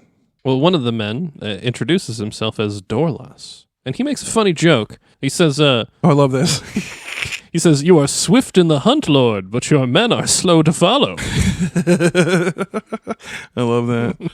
Yeah, Turin, he introduces himself as simply wild man of the woods. And he says that his trade is orc slaying. Which kind of sounds like it's just another line in the jokes, yeah, if you ask me. Yeah. And if there's anyone still playing the drinking game, here's another one. Yeah, if you're in the ambulance on the way to the hospital, If you're in the still listening to this, take another drink. Yeah, the Halidin, they are super stoked on him, and they invite him to come back come back with them to Ethel Brandir, right? Which, if you know anything about the Halidin and the men of Brethil, is a settlement deep in the woods where the House of Halith is headquartered. It's kind of like a little fortification there. It's got one of those like old school fences around it. It's on like a little hill, isn't it? Yeah, it's on a little hillock thing. Yeah. So Turin says that he is on an errand to find the lady Finduilas. And at this, the Halidin become very grim, and they tell him a unfortunate story. Yeah.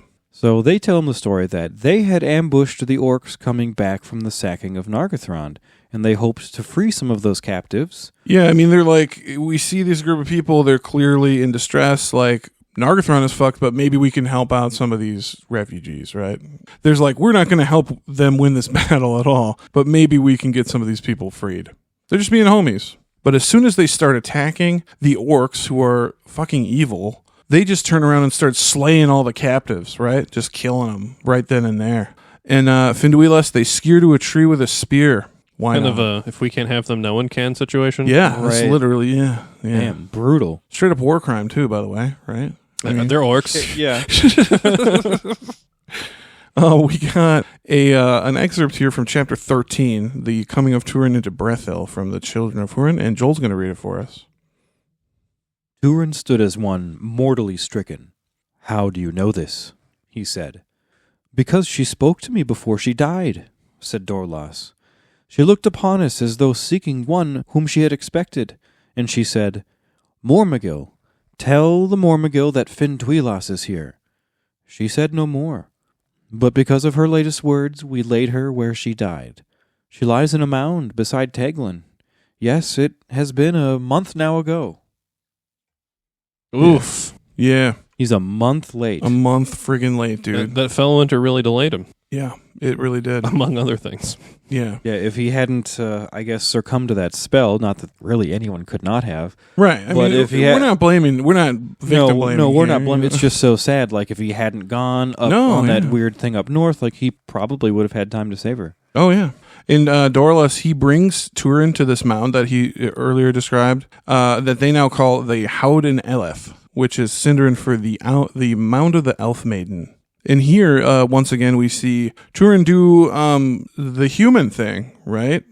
He breaks down. He's totally broken by grief. He falls on his face on the mound and he lies still. Have you ever been that depressed in your life where you just literally just like you plank, like you just lay flat and do nothing? That's what this dude is doing. So they even think he might be dead, the Halidin, right? They're like, shit, this guy's... He just died of in a bad way, yeah. But then Dorlas, he puts 2 and 2 together, and he kind of realizes who's sitting in front of him here. Yeah, what's going on here? And he turns around and he speaks publicly to the Halidin, and he says a little something. We've got Trevor here speaking this quote. Too late. This is a piteous chance. But see, here lies the Mormagil himself, the great captain of Nargothrond. By his sword we should have known him, as did the orcs. Yeah, so they recognize who it is. The Black Sword of Nargothrond. Yeah, true hero, right? Yeah. Yeah, they were excited to see him. No, they're straight up the Halidin. They're straight up amazed, and they bear Turin on a bier or a bier, they call it, right? And they take him back to Efil Brandir. And Efil Brandir, if you're wondering, Efil just means circling fence, and Brandir is a dude. Circling fence of Brandir, right? There you go. Brandir's fence. Yeah, Made in a circle. Yeah, there you go. Well, it's a settlement. It's deep in the forest of Brethil. It's situated on the hill of Aman Obel. That means fortified hill in Sindarin. So we've got a fence. That's Brandir's fence on a hill that's been fortified. Right. You got it, Trev. Yep. Everything's coming together. And Yep. the leader of this little town is, wouldn't you know it, Brandir. Brandir. Oh wow. Yeah. He's real. And he comes out actually to meet this beer and check out, who this is that they're carrying. And he takes Turin into his house and tends to him. Yeah. Let's do a little side tangent here on Brandir. He's known as Brandir the Lame. I don't really like that using that term just because it's kind of ableist and shitty. I don't know why you'd call somebody the Lame, but anyway, he's son of Handir, who was the Lord of the Halidin. He was recently killed at that battle at the crossing of the Taglin I was telling you guys about earlier. Brandir's dad. Brandir's dad. Yep. So Brandir has been the leader of the Halidin for a very short amount of time because his father was just recently killed. Brandir, he's known for being a fair and kind man.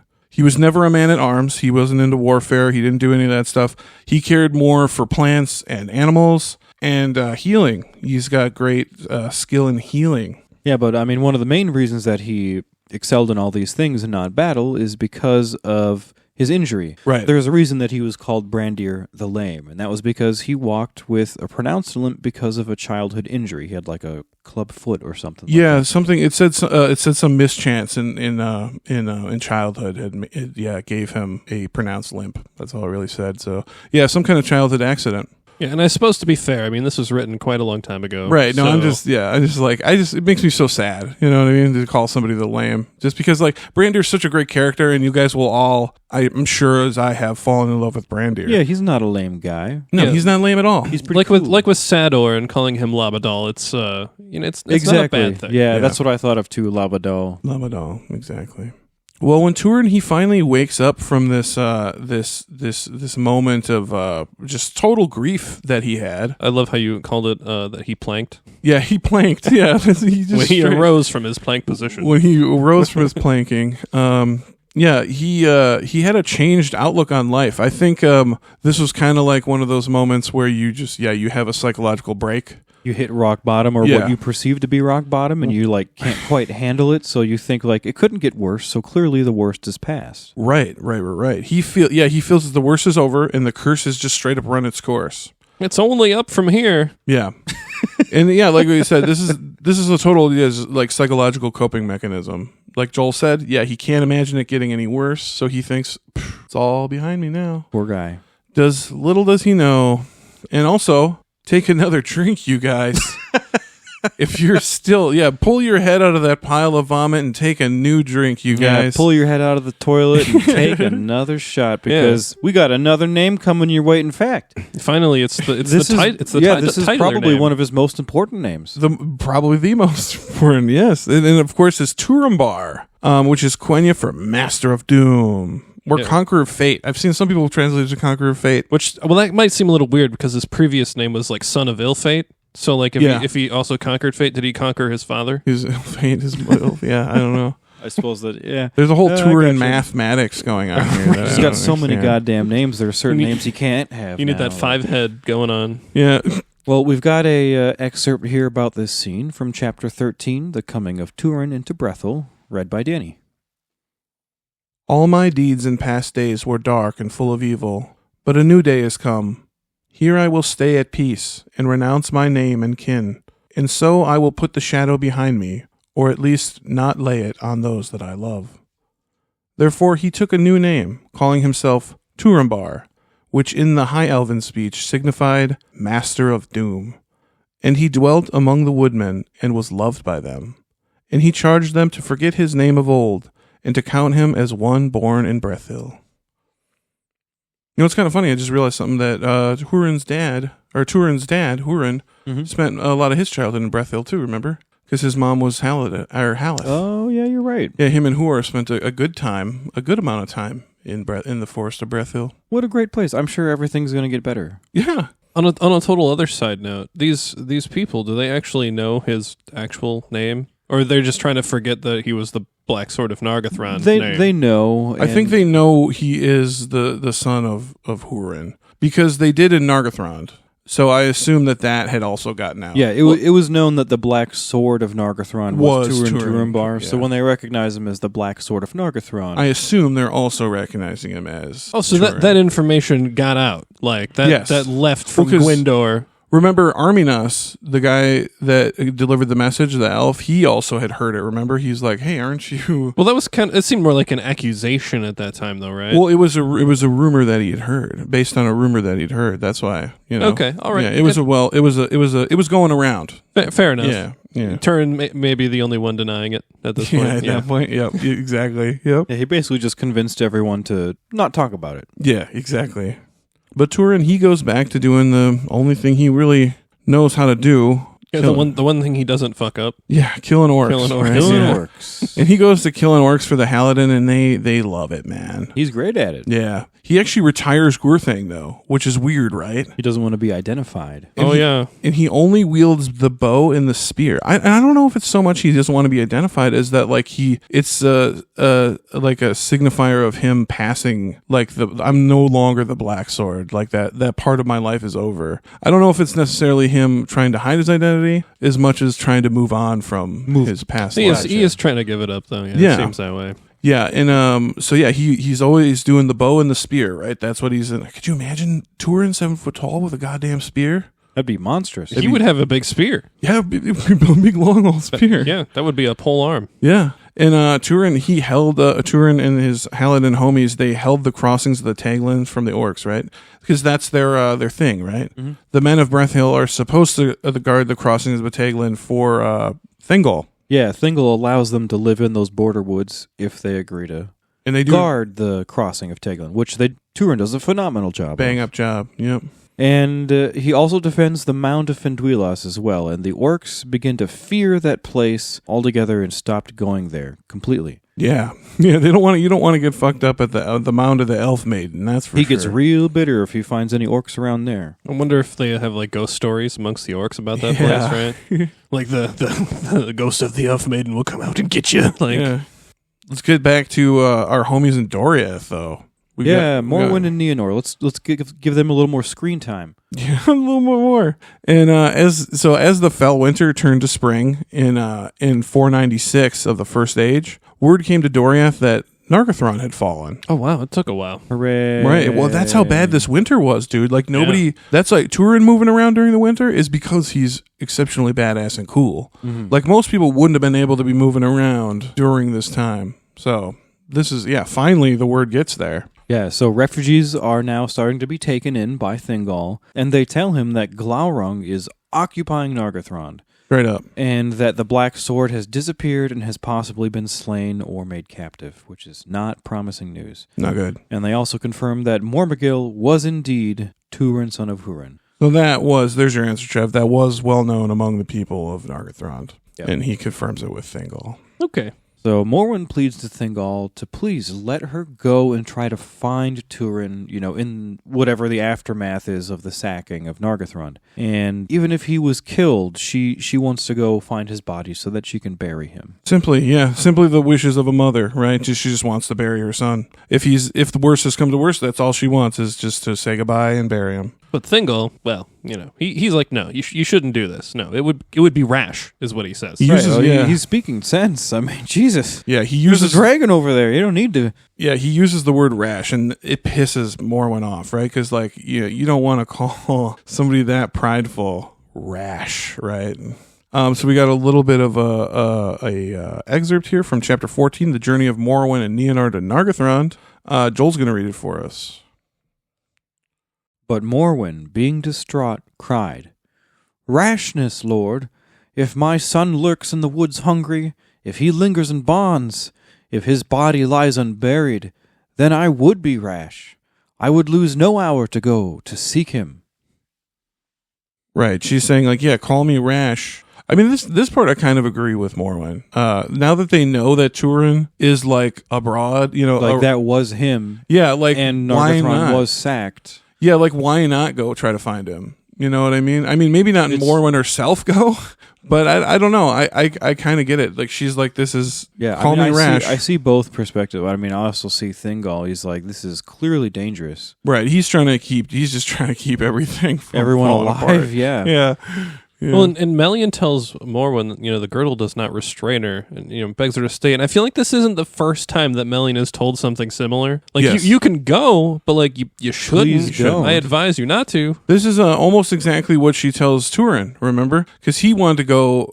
If you remember way back, I think this is probably episode 1 or 2 of the series. He wanted to go back when he became a man. He wanted to go back to Dor-Lomin with a bunch of homies and liberate. Remember, and she goes you can leave, but I beg you not to. Please, it's foolish. Please don't. Yeah. And he decides not to. At that time, he goes to the north marches of Doriath. But this time she is saying it again to Morwen. I'm not keeping you here, but please stay. You know. Specifically, she says in quote here, "Go not hence, Morwen.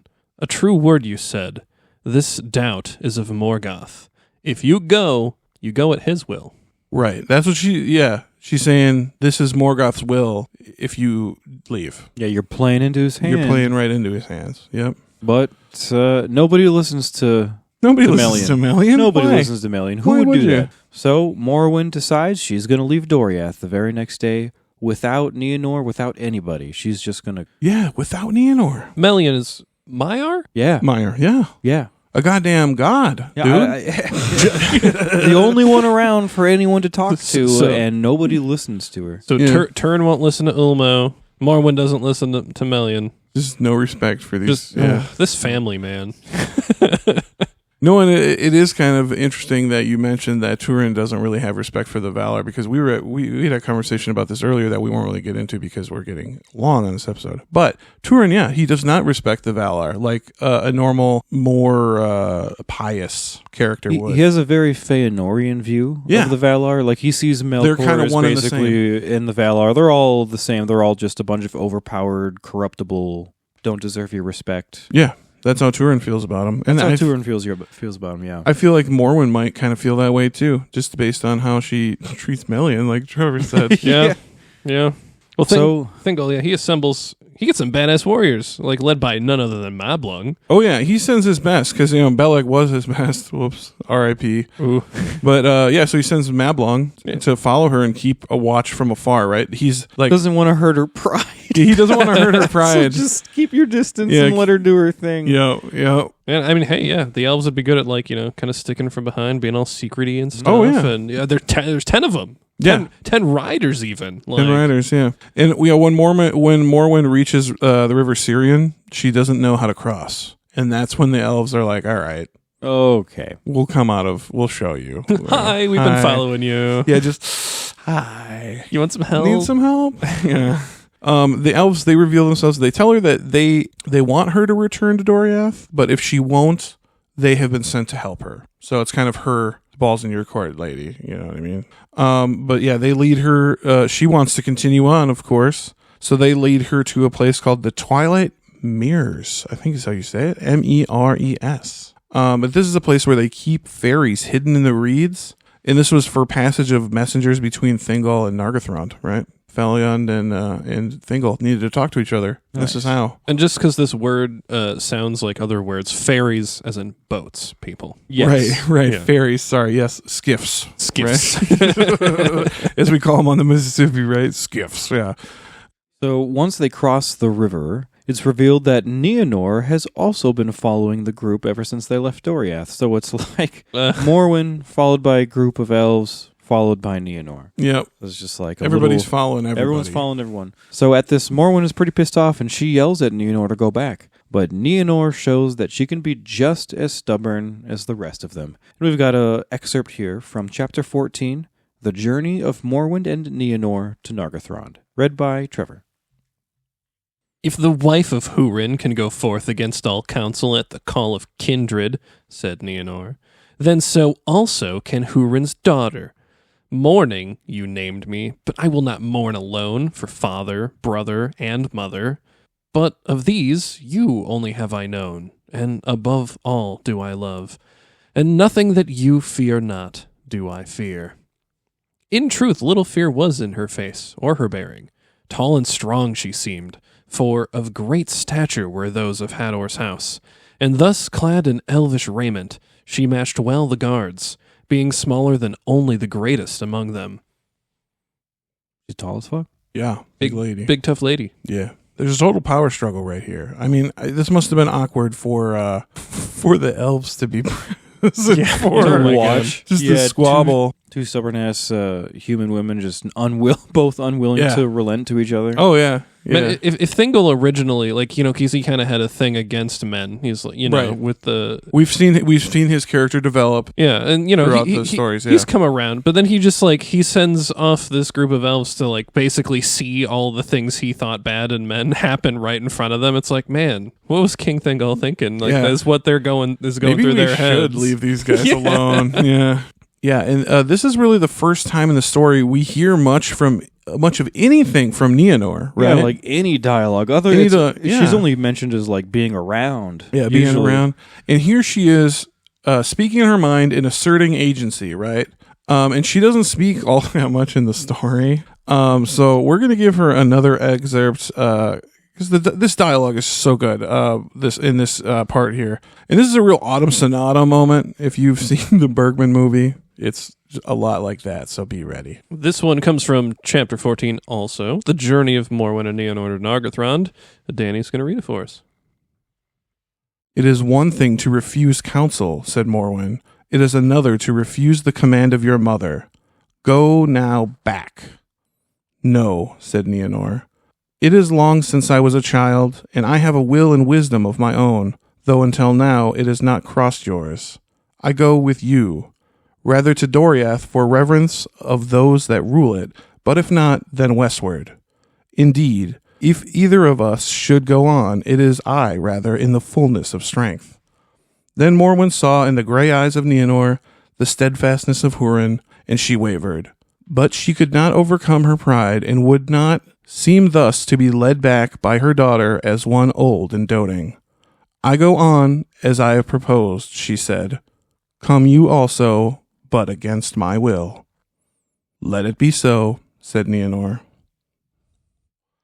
Yeah. So stubborn.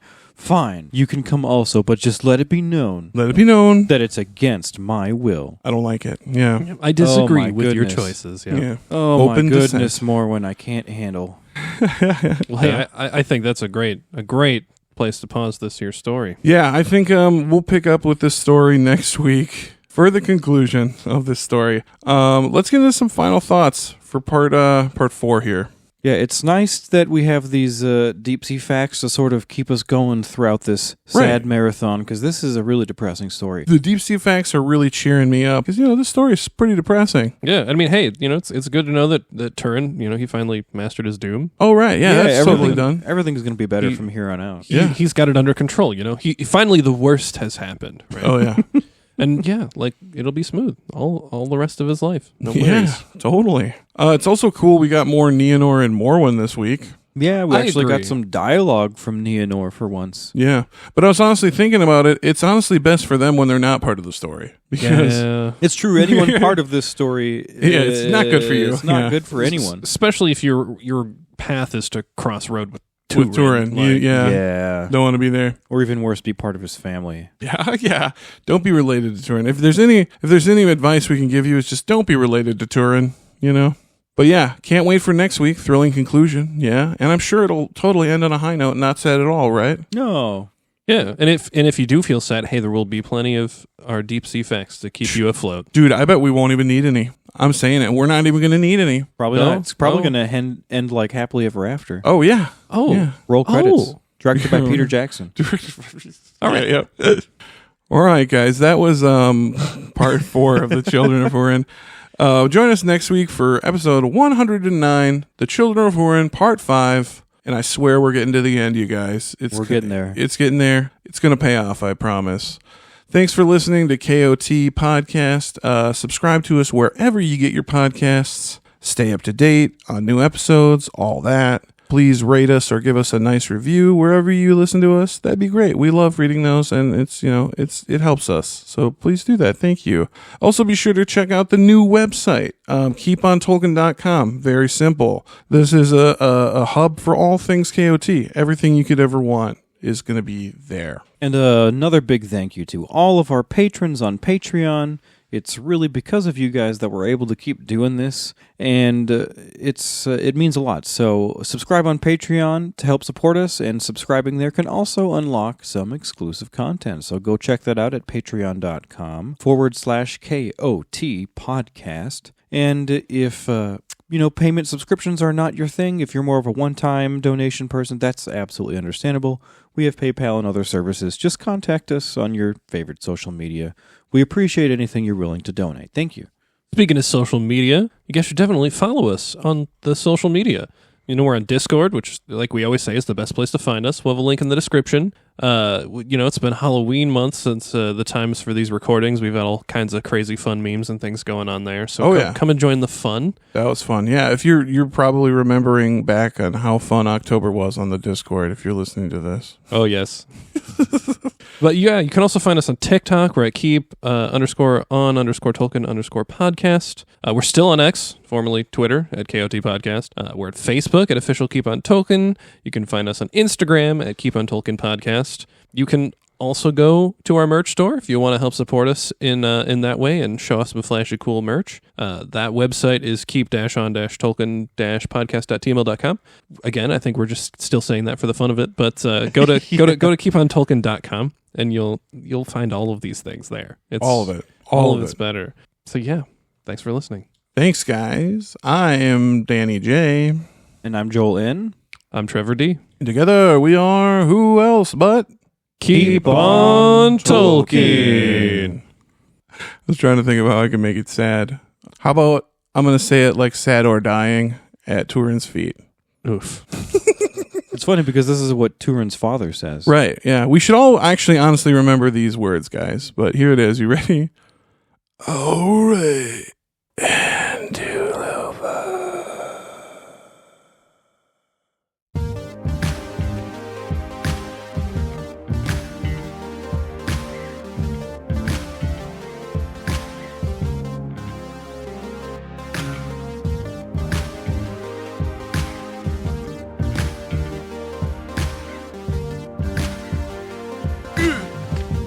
Brethil.